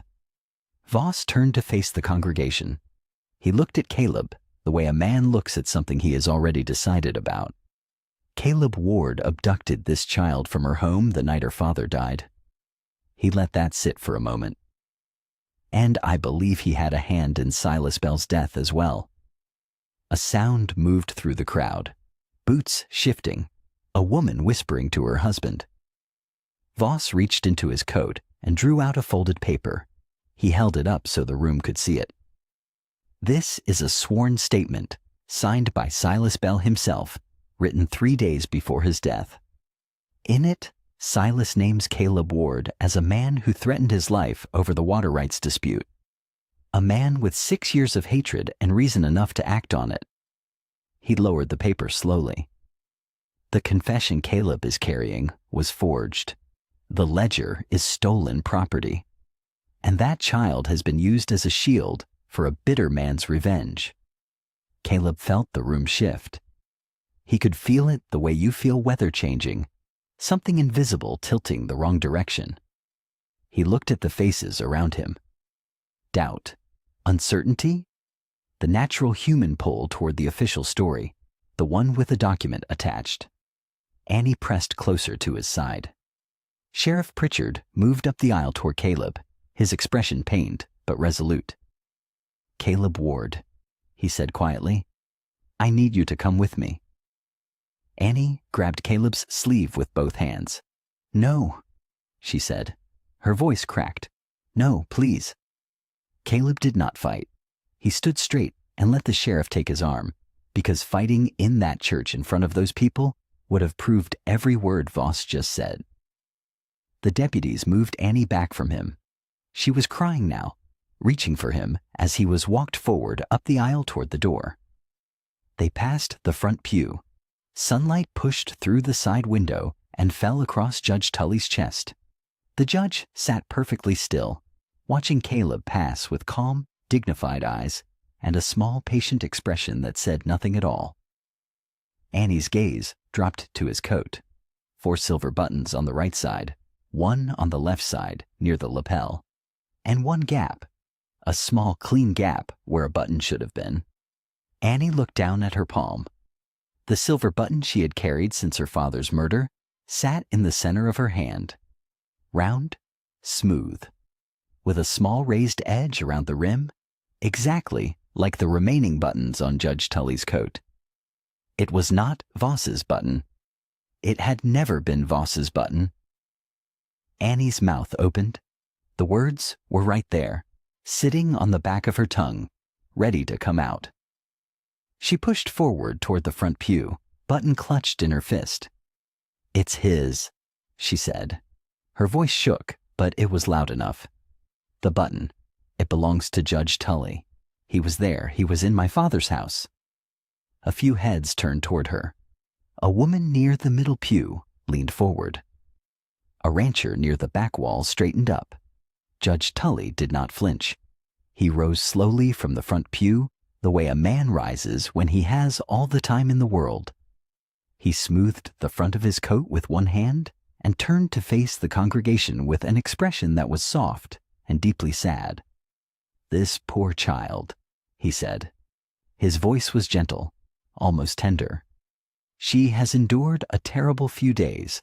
Her father is dead. She was taken from her home by an angry man. She has been running and hiding and frightened half out of her senses." He shook his head slowly. "It is not her fault that her mind has become confused." He looked at Annie directly, and his eyes were warm and concerned and absolutely cold underneath. "She needs rest, not a courtroom." A murmur moved through the pews. Not agreement exactly, but the sound of people wanting very badly to believe the simpler explanation. Annie shook her head hard. "I am not confused. I have had this button since the night my father died. He tore it from a man's coat. That man was in our house. That man was deputy." Judge Tully spoke the word quietly, without raising his voice. One of Pritchard's deputies stepped in front of Annie, not roughly, but firmly enough that she could not move forward. The judge turned to the sheriff. "Take Mr. Ward to the courthouse. I will arrange the formal charges this afternoon." He folded his hands together. "And please see that this child is brought to my home where she can be properly cared for until a guardianship hearing can be arranged. It is my duty as this county's senior judicial authority to ensure her safety." Sheriff Pritchard looked at Annie. Annie looked back at him, and her eyes were asking him plainly, the way a child asks when she has no more words left. She was asking him to see. The sheriff looked away first. Ruthie stepped out from the side aisle, her shawl pulled tight, her chin up. "She is not going to your house, Hiram Tully. She is a child and she is frightened, and there is not a woman in this room who would call that arrangement proper." A few of the churchwomen shifted in their pews. One older widow near the window nodded firmly. The judge turned toward Ruthie with the same patient, sorrowful expression. "Mrs. Dawson." He said her name like it was a gentle correction. "I have long admired your dedication to this community. It would be a genuine shame if questions were raised about the licensing of your boarding house, or about the company you have been keeping these past 2 days. Ruthie's jaw tightened. She did not step back, but she did not step forward either. Reverend Whitcomb moved toward the deputy who had taken the ledger. "That document is evidence of crimes committed against this community. It must be preserved properly, not handed over to. It will be secured with the court, the deputy said. His voice was flat.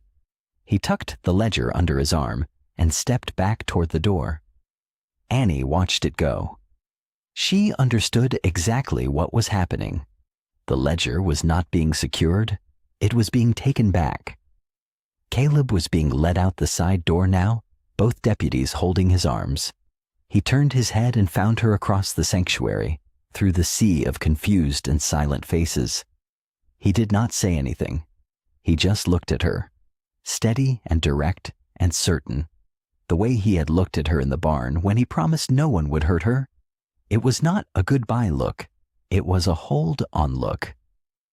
Annie pressed the silver button into her palm until she felt the edge of it bite into her skin. Then the side door closed behind Caleb Ward, and a deputy's hand closed gently but firmly around Annie's arm. The judge's carriage was black and polished, waiting outside the church with a driver who did not look at her. Annie was helped inside without ceremony. The door clicked shut behind her. She sat very still on the dark leather seat as the carriage began to move. She turned toward the window. Ruthie Mae Dawson stood on the church steps, both hands pressed together in front of her chest, watching the carriage roll away down the street. When Ruthie saw Annie's face in the window, she raised her eyes and held them there, without blinking. Her lips moved slowly. 2 words, shaped carefully so Annie could read them even through the glass. Hold on. The carriage stopped in front of a large white house at the quiet end of Maple Street. It was the nicest house in town. Annie had always known that. She had walked past it plenty of times as a small girl, looking up at the tall windows and the painted porch columns, and thinking it looked like a picture from a storybook. It did not look like a storybook now. A housekeeper named Mrs. Crane met Annie at the door. She was a thin woman with a starched collar and careful eyes. She did not smile, but she was not unkind. She brought Annie upstairs to a room with a narrow bed, a washstand, and curtains the color of old cream, and she set a cup of tea on the small table beside the bed without saying much at all. "Rest now," Mrs. Crane said. "The judge will look in on you shortly." Then she left. The lock turned from the outside. Annie sat on the edge of the bed and looked at the tea. It was still steaming. She wrapped both hands around the cup and stared at the wall and tried to think clearly. She had the button. That was something. The ledger was gone. That was everything else. She pressed her lips together and did not cry. Judge Tully came about an hour later. He knocked before he opened the door, which somehow made it worse. He carried his own cup of tea and settled into the chair near the window, as if he were paying a friendly visit to a sick neighbor. His coat was hung on the back of the door. Annie could see it from where she sat. Dark wool, 4 silver buttons down the front. The top one was missing. Tully looked at her with that same warm, sorrowful expression he had used in the church. Up close, it was even harder to look at. It was a careful face, a practiced one. "You have had a terrible time of it," he said. "I want you to know that everything that has happened was not your fault." Annie said nothing. "Caleb Ward is a bitter man." The judge turned his teacup slowly in his hands. "He lost his wife. He lost his land. Men like that look for someone to blame, and then they look for a way to use that blame." He paused. "He was not protecting you, child. He was using you. You were the banker's daughter. You were a door back into the courtroom for him." Annie kept her eyes on her own lap. "If you repeat the things you said today about buttons and ledgers and your father's note, people will not think you are lying." His voice stayed quiet and gentle. "They will think you are sick. Children who have suffered great shocks sometimes cannot tell the difference between what they saw and what they imagined. I would not want that said of you. I would not want you sent somewhere far away where they care for children whose minds have been broken by hard circumstances." He let that sit in the air between them. Then he stood, straightened his coat on the door hook, and said, "Sleep well, Annie." The lock turned again. Annie sat very still for a long moment after his footsteps faded down the hallway. Then she got up.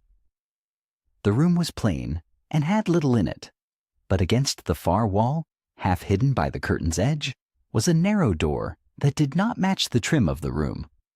A storage door, the kind that connected a guest room to an adjacent space. It was not locked. Annie pushed it open slowly. Beyond it was a cramped closet that opened into the edge of Judge Tully's private study. The study door was cracked, the room beyond dim and empty. She slipped inside. The desk was covered in papers. Annie's eyes moved fast across them, the way Caleb had taught her without meaning to, looking for what mattered. Names of orphans, names of ranches. Her own name, Annie Bell, printed at the top of a trust transfer form, dated 2 days from now. And there, beneath a stack of loose pages, was the ledger. It was open. A pen sat beside it. Several pages near the back were bent at the corners, marked for removal.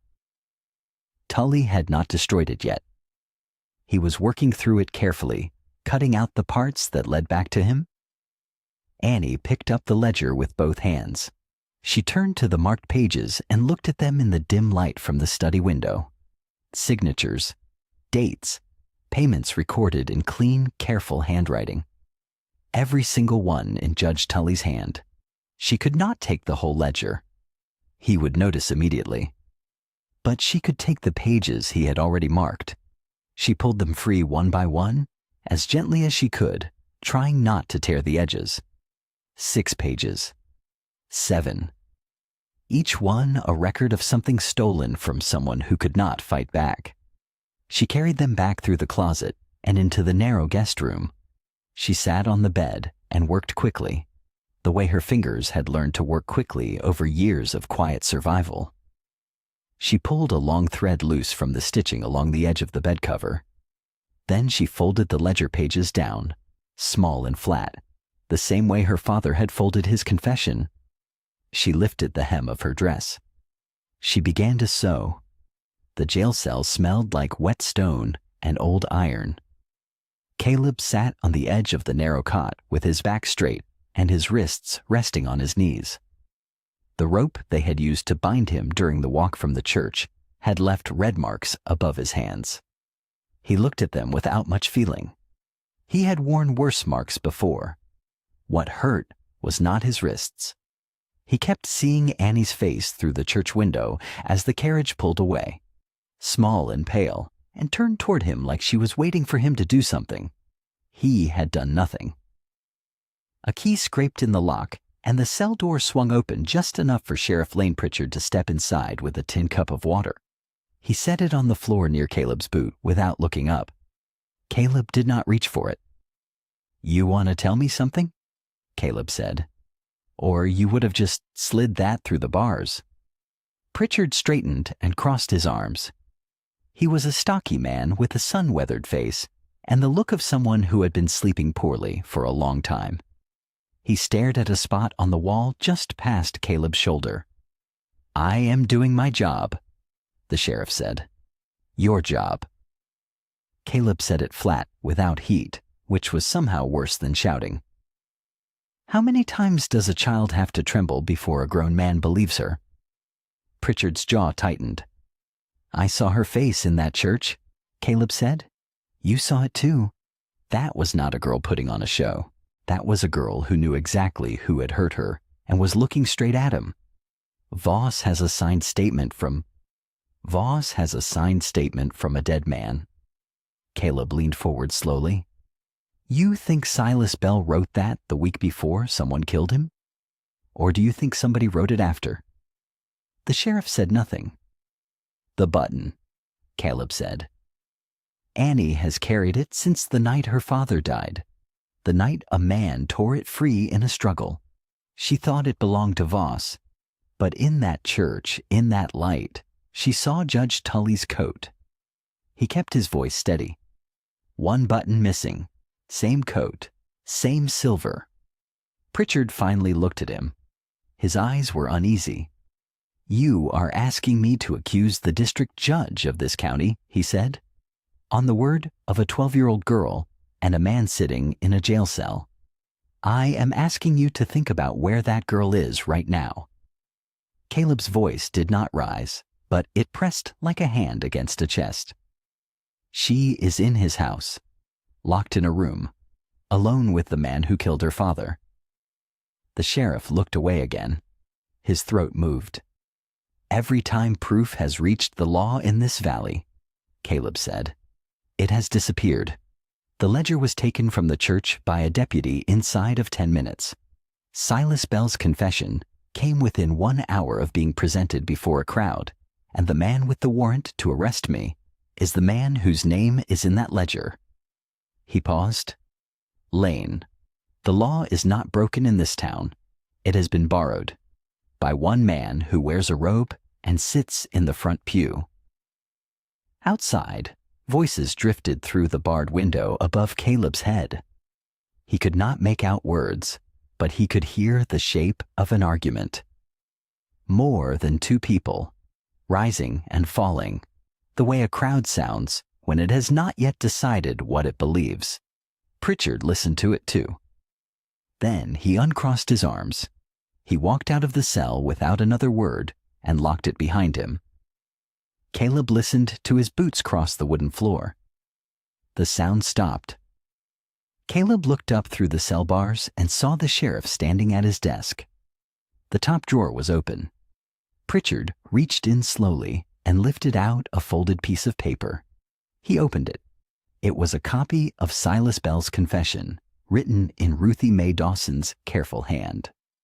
The lamp on Ruthie Mae Dawson's kitchen table burned low and steady. 8 people sat around it. Reverend Whitcomb had his hands folded on the worn tabletop. 2 widows, Mrs. Greer and Mrs. Pell, sat close together with their shawls pulled tight. A former schoolteacher named Mr. Hadley kept his reading glasses pushed up on his nose as though he might need them at any moment. 3 ranchers sat along the wall with their hats in their laps. Nobody spoke for a long breath. Ruthie set a single folded paper in the center of the table. "I copied it this morning before service," she said, "before they took everything." Reverend Whitcomb picked it up and read it through a second time. His lips moved a little at the end.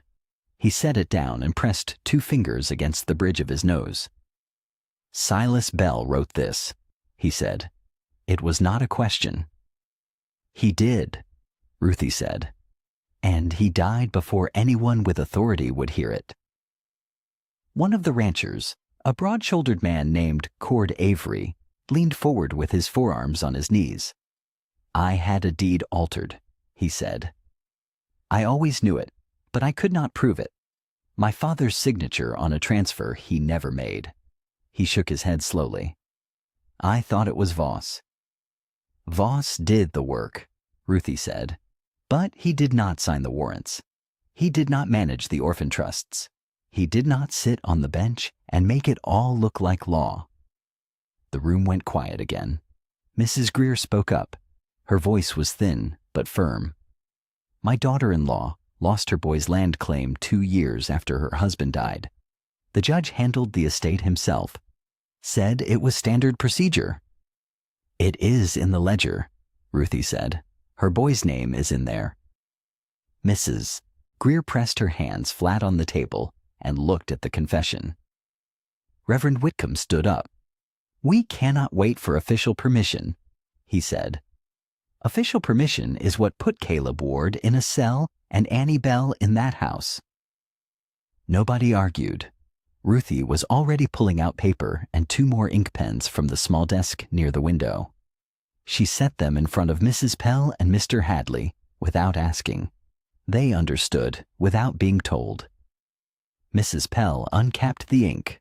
Mr. Hadley straightened his glasses. Within minutes, 3 hands were copying the confession in careful, readable script. Ruthie wrote her own copy as well, her pen moving quick and sure across the page. the ranchers took the first finished copies and went out into the dark. Ruthie pulled her coat from the hook near the door and looked at Reverend Whitcomb. He was already putting on his hat. They went door to door on foot. Ruthie knocked and spoke plainly. She did not dress it up or make it complicated. She said what it was. A child is locked in the house of the man she fears, and a good man is jailed for protecting her. Some doors opened slowly. Some people stood on their porches with uncertain faces, arms crossed, eyes moving toward the judge's house down the far end of the street, as though he might be watching from a window. But some people stepped outside without hesitation. A grandmother who had buried a son and always wondered where his land claim went. A farmer who had signed papers he did not fully understand and lost a water share the following spring. A woman who taught Sunday school and had seen 3 orphan children placed under court guardianship and never heard another word about their inheritances. Then Reverend Whitcomb walked to the church alone. He picked up the rope and pulled it in a slow, deliberate rhythm. Not the cheerful, quick ringing of a Sunday morning, not the steady toll of a funeral. Something different, long and firm and repeated, rolling out over the dark rooftops and empty street. A frontier signal. Something is wrong. Something that cannot wait until morning. Lanterns appeared in windows. Front doors opened. People came out in their nightcoats and boots, blinking into the dark and listening. By late night, a crowd had gathered outside the courthouse, not angry and shouting, not carrying torches and threats, just standing. Quiet and steady, with their lanterns and their copied pages, and their years of silent shame finally finding somewhere to stand. Inside the jail, Sheriff Lane Pritchard stood at the narrow window with his hands behind his back. He looked out at the faces in the lamplight. Ordinary people. Widows and ranchers and schoolteachers and grandmothers. Choosing courage. The church bell carried through the dark like a slow, steady heartbeat. Annie heard it from the upstairs room and went completely still. She had been sitting on the edge of the narrow bed, her hands folded in her lap, listening to the house settle and creak around her. The housekeeper had taken the tea tray. The lamp on the dresser burned low. The lock on the door had been turned from the outside. But that bell. She knew what it meant. Ruthie had told her once, years ago at a church social, that the old frontier signal was rung only when something could not wait, when ordinary people needed to stop being ordinary and do something. Ruthie had not forgotten her. Annie pressed her palm flat against the window glass. The street below was too dark and too far to see clearly, but she could see the glow of lanterns moving through the night like fireflies gathering. She was still standing there when she heard boots on the stairs. She moved fast. She crossed the room and sat back down on the bed with her hands folded, her face turned toward the lamp, her breathing slow and deliberate, the way she had learned to make it when men were approaching, and she did not want them to know she had been doing something. The key turned. Judge Hiram Tully stepped into the room. He was still dressed in his full Sunday coat, the one with the missing button. He carried a small lamp of his own, and his face was composed in that smooth, polished way that Annie had come to understand meant nothing good. His eyes went straight to the connecting storage closet door, then to the desk below it, then to Annie. "You have been out of that bed," he said. It was not a question. Annie did not answer.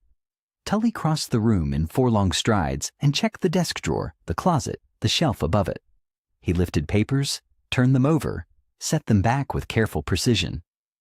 His jaw was tight. Annie watched him from the bed without moving. He did not find anything. After a long moment, he turned and looked at her. "You are a clever little thing," he said. His voice was still smooth. That was the worst part. He never shouted. He never had to. "I was thirsty," Annie said. "I was looking for water." Tully studied her. "Water," he repeated. "Yes, sir." He set his lamp on the dresser and clasped his hands behind his back.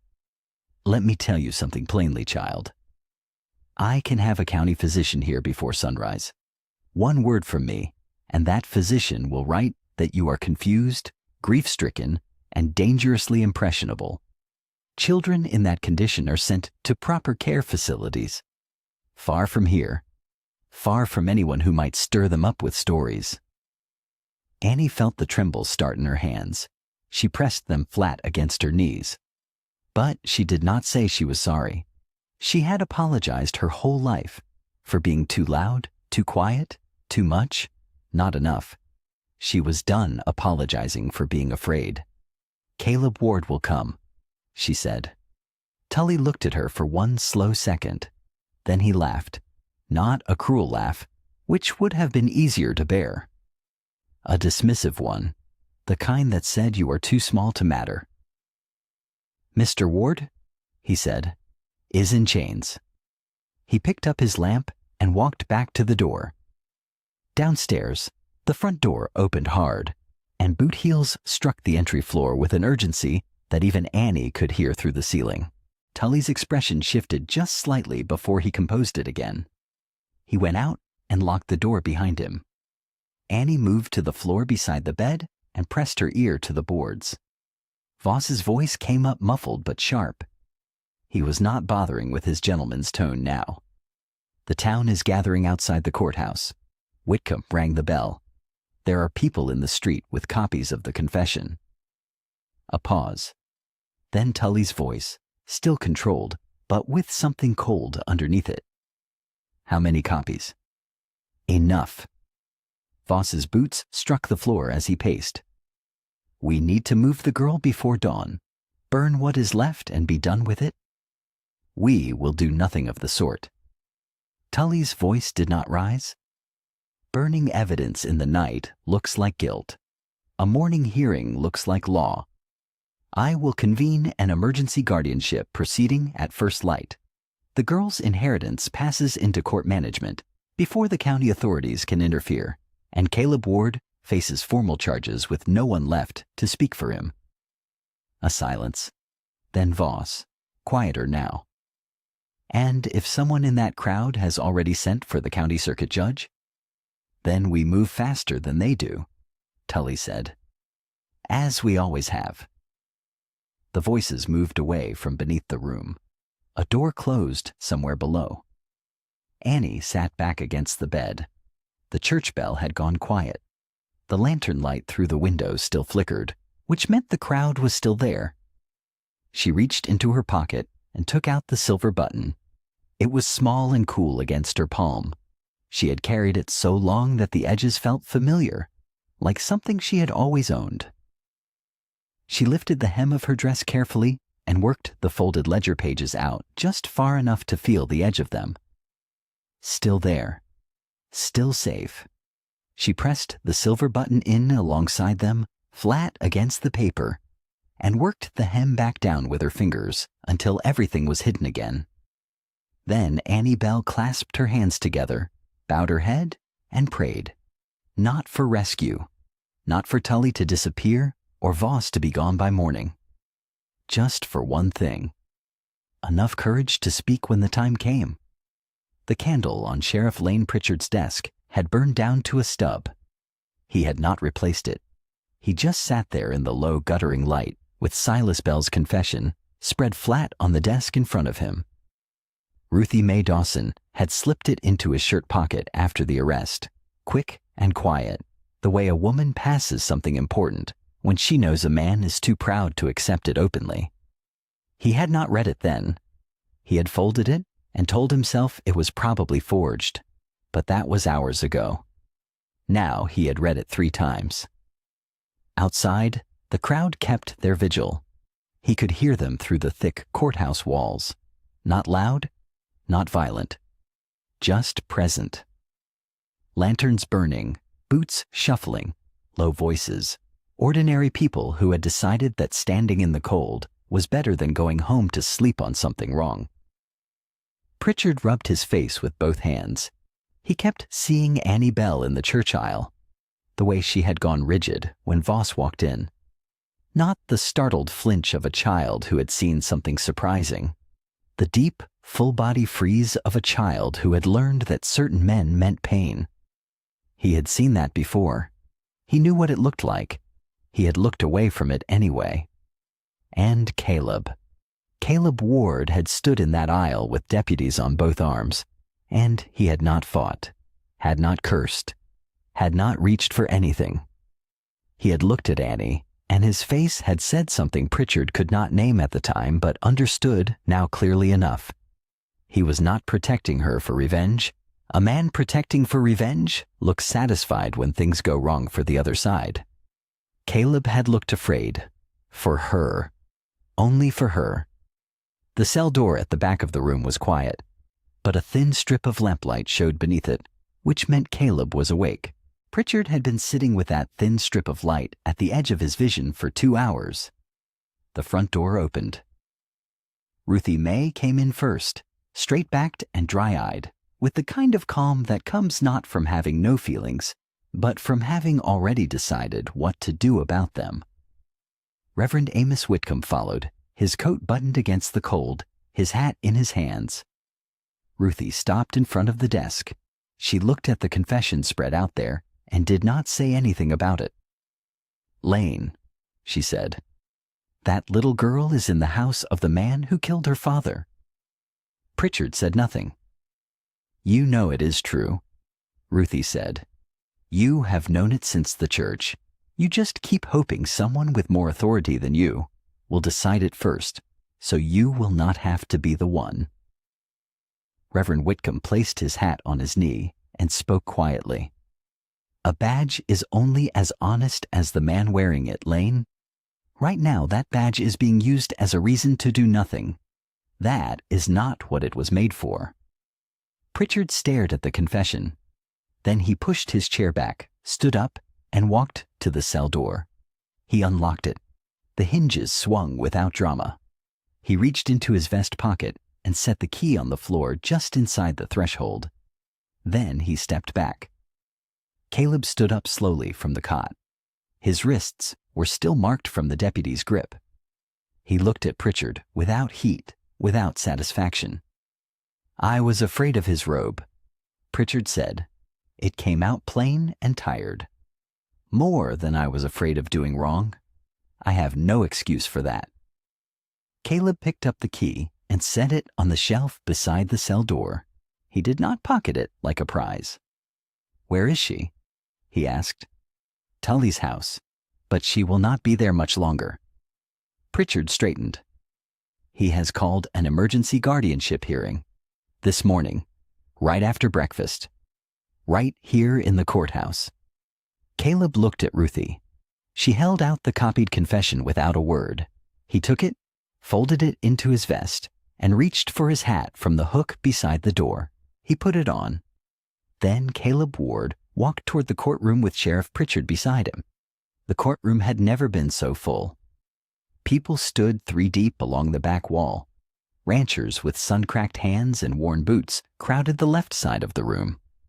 Churchwomen filled the right benches, straight-backed and silent, their eyes moving carefully between the door and the front of the room. Widows sat near the windows. A few of Voss's hired men planted themselves near the exits, arms crossed, trying to look like furniture. Judge Hiram Tully sat at the bench as though none of it touched him. He wore his best coat. Dark wool, polished buttons. His silver hair was combed back neatly. His hands were folded on the bench in front of him, perfectly still. He looked exactly like a man who had nothing to hide, which was the most dangerous kind of look a guilty man could wear. Annie sat near the front of the room. She was pale. Her hands were folded in her lap, and she stared at a fixed point on the floor in front of her. The deputy beside her was a young man, barely older than 19, who kept shifting his weight from boot to boot. He was not cruel, but he was there, which was enough. Annie did not look up when the room filled, but she sat straight. That took everything she had. Voss went first. He stood at the front of the room, like a man presenting a business proposal. His coat was pressed. His voice was smooth and measured, full of the kind of practiced sorrow that sounds like feeling, but has no root in it. He spoke about Caleb Ward's grief, about how the loss of land and wife had curdled a decent man into something bitter and desperate. He spoke about the confusion of a young girl who had just lost her father and could not be expected to know which stories were real. He held up a document and described it as a forgery, professionally done, designed to redirect blame. He said Annie had been manipulated. He said it gently, as though he were sorry for her. A few people in the back rows shifted, not convinced, but uncertain. Judge Tully listened with his head slightly bowed, like a man patiently bearing a difficult burden. He thanked Voss. He reached for his gavel. The doors opened. The sound that came from the room was not a shout. It was a collective breath held and then released all at once. A dozen heads turned, then 24. Caleb Ward stood in the doorway. He was supposed to be in jail. He walked in without rushing. Sheriff Pritchard came in behind him, then Ruthie May, then Reverend Whitcomb. Caleb's boots were loud on the wooden floor in the sudden quiet. He moved down the center aisle with his hat in his hand, and the crowd parted for him, the way water parts around something steady. Tully's expression did not break, but his hands, still folded on the bench, pressed together just a little tighter. "This hearing is closed to disruption," Tully said. His voice was level and cold as iron in winter. Caleb stopped in the aisle. He did not raise his voice. He did not look at Voss. "I am asking to speak for the child," he said. "You are a man under warrant," Tully said. "You have no standing in this court." Sheriff Pritchard stepped forward. He did not reach for his gun. He did not posture. He just stood where the room could see his badge and spoke plainly. "New evidence requires the court to hear him, Your Honor. That is the law. Your law." The room went very still. Tully opened his mouth. Annie stood up. She rose from the bench before the deputy beside her could think to stop her. Her dress was wrinkled from the night before. Her face was bruised and pale. Her hands were shaking at her sides, but her voice, when it came, was clear enough for the whole room to hear. "I have proof," Annie said. "Proof that Judge Tully was in my father's house the night my father died." The room erupted, not in violence, in voices. Low at first, then building, the way a creek rises after a long rain. People leaned forward in their benches. A woman near the back called out, "Let her speak." A rancher beside her said it louder. Judge Tully brought his gavel down hard. "This child is traumatized and under court protection," he said. His voice had not cracked, but something behind his eyes had shifted. "She will sit down and she will be quiet." Annie did not sit down. Her legs were trembling. Anyone close enough could see that. But she reached into her pocket, and her small fingers closed around the silver button she had carried since the night her father died. She walked to the evidence table at the front of the room and set it down. The sound it made was barely anything. A tiny click against the wood, but the room heard it like a gunshot. "My father tore this from the coat of the man who attacked him," Annie said. "I found it near his hand." Sheriff Pritchard looked at the button. He looked at Tully. "Your Honor," Pritchard said slowly, "I am going to need you to step down from the bench." "I will do no such thing," Tully said. His voice was sharp now. The gentleness was gone. "This is a court of law, not a circus tent." Reverend Whitcomb rose from his seat in the second row. He was a quiet man by nature. He did not shout. He simply raised one hand and pointed at the chair behind the bench where Tully's Sunday coat was draped over the armrest. "One button is missing from that coat," Whitcomb said. The room turned. Every head moved at once. Tully's jaw tightened. Pritchard walked behind the bench. He picked up the coat carefully. the way a man handles something he knows matters. He carried it to the evidence table and held the missing space in the coat beside Annie's button. The fit was exact. Same size, same silver color, same small engraved pattern around the edge. A woman in the third row made a sound that was not quite a word. Voss moved first. He pushed back from his chair and turned toward the side door with the smooth, practiced movement of a man who always kept an exit in his thinking. He made it 2 steps. 3 ranchers rose from the benches along the wall and filled the doorway before he reached it. They did not touch him. They simply stood there, wide-shouldered and unmovable, with the particular stillness of men who had been waiting a long time for something to do. Voss stopped.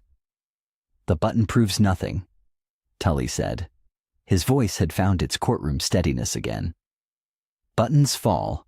Coats are repaired. This is circumstance, not evidence." Annie looked at him. She was still standing at the evidence table, still pale, still shaking. But her eyes were clear. She reached down and took hold of the hem of her dress. The thread she had sewn by lamplight in the judge's upstairs room was tight, but not permanent. She pulled it loose with 2 fingers, and the pages came free one at a time, folded small and pressed flat from being hidden against her skin all night. She laid them on the table beside the button. "These are from the ledger," she said. "From your desk. They have your signature.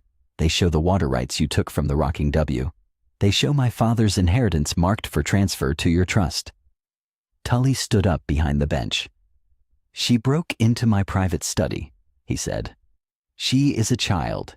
She does not understand what she found." Caleb stepped forward from the aisle. He did not move fast. He removed his hat and held it at his side and looked at the room full of people who had known him and doubted him and watched him be dragged away in handcuffs the day before. He spoke quietly enough that the room had to go silent to hear him. "I hated Silas Bell for 6 years," he said. "I want to be honest about that. I wanted someone to pay for what happened to Martha. I wanted revenge more than I wanted the truth." He paused. "Then a little girl curled up in my hayloft and begged me not to hit her." His voice was rough but steady. "And I understood something. A child is not a debt. She is not a name she was born into. She did not owe me a single thing for what her father did." He looked at Annie. "Hurting her would never have healed me. It would have just made me the next man who raised his hand to someone who could not fight back." The courtroom was absolutely still. Sheriff Pritchard set down Tully's coat. He unhooked the handcuffs from his belt and walked up to the bench. "Judge Hiram Tully," he said, "you are under arrest." He crossed the room next and placed his hand on Voss's arm. "So are you." The weeks that followed moved differently than the years before them. County authorities arrived from the seat 3 days later and secured the ledger pages, the confession, and the silver button as formal evidence. A temporary judge reviewed the altered deeds. Caleb's water rights were restored. Orphan trusts that had gone missing under Tully's management were ordered reviewed. Several families who had lost land quietly began receiving letters asking them to come forward. Men Caleb had not spoken to in years showed up at the Rocking W with fence posts and lumber. They did not make speeches, they just worked. Women brought food. Ruthie May organized it all with her usual straightforward kindness, directing people where to go and what to carry, making sure Caleb ate something when he forgot. The barn got a new door. The south pasture fence was repaired. The creek ran through Caleb's land again, legally and properly, and the sound of it was something he had not realized he missed until he stood at the bank and heard it for the first time in years. Caleb filed for guardianship of Annie Bell with Ruthie May and Reverend Whitcomb listed as supporting parties. The hearing was brief and quiet, nothing like the chaos of that Monday morning in the packed courtroom. The temporary county judge read through the petition, looked at the supporting letters from Ruthie, Whitcomb, and the churchwomen, and signed the order. Annie Ward. That was what the document said. Caleb did not notice until Annie pointed to it that evening, with one finger and a shy smile that she was working hard to keep small. Months later, on a clear evening when the pasture grass had gone gold and the air smelled like cooling earth, Caleb and Annie climbed together into the hayloft. The torn horse blanket was folded neatly in the corner. Ruthie had washed it early on, and Annie had asked to keep it up here rather than put it away. Not because of the fear it came from, but because of what happened after. Annie sat on the edge of the loft, her boots dangling over the side, looking out through the wide-open door at the pasture and the creek and the ridge beyond it, going pink in the last of the light. "Why didn't you send me away?" she asked. "When you found out who my father was." Caleb stood beside her with his hands in his pockets. He looked out at the same view for a moment before he answered. "Because the night you begged me not to hurt you," he said. "I finally understood something. I was already hurt too, and hurting you would never have healed me." Annie was quiet for a moment. Then she looked up at him. "I wrote my name as Annie Ward in my school book," she said. "I did it a while ago, actually, before the hearing." She paused. "If you'll have me." Caleb looked down at her. His throat tightened in the way it did when something was too big to hold steady. He did not try to speak for a moment. Then the supper bell rang from the house below, clear and warm, cutting through the evening air. Caleb Ward reached down and took his daughter's hand, and together they went home. I hope you like this story. Please share what's your favorite part of the story and where in the world you are watching from. Have a wonderful day.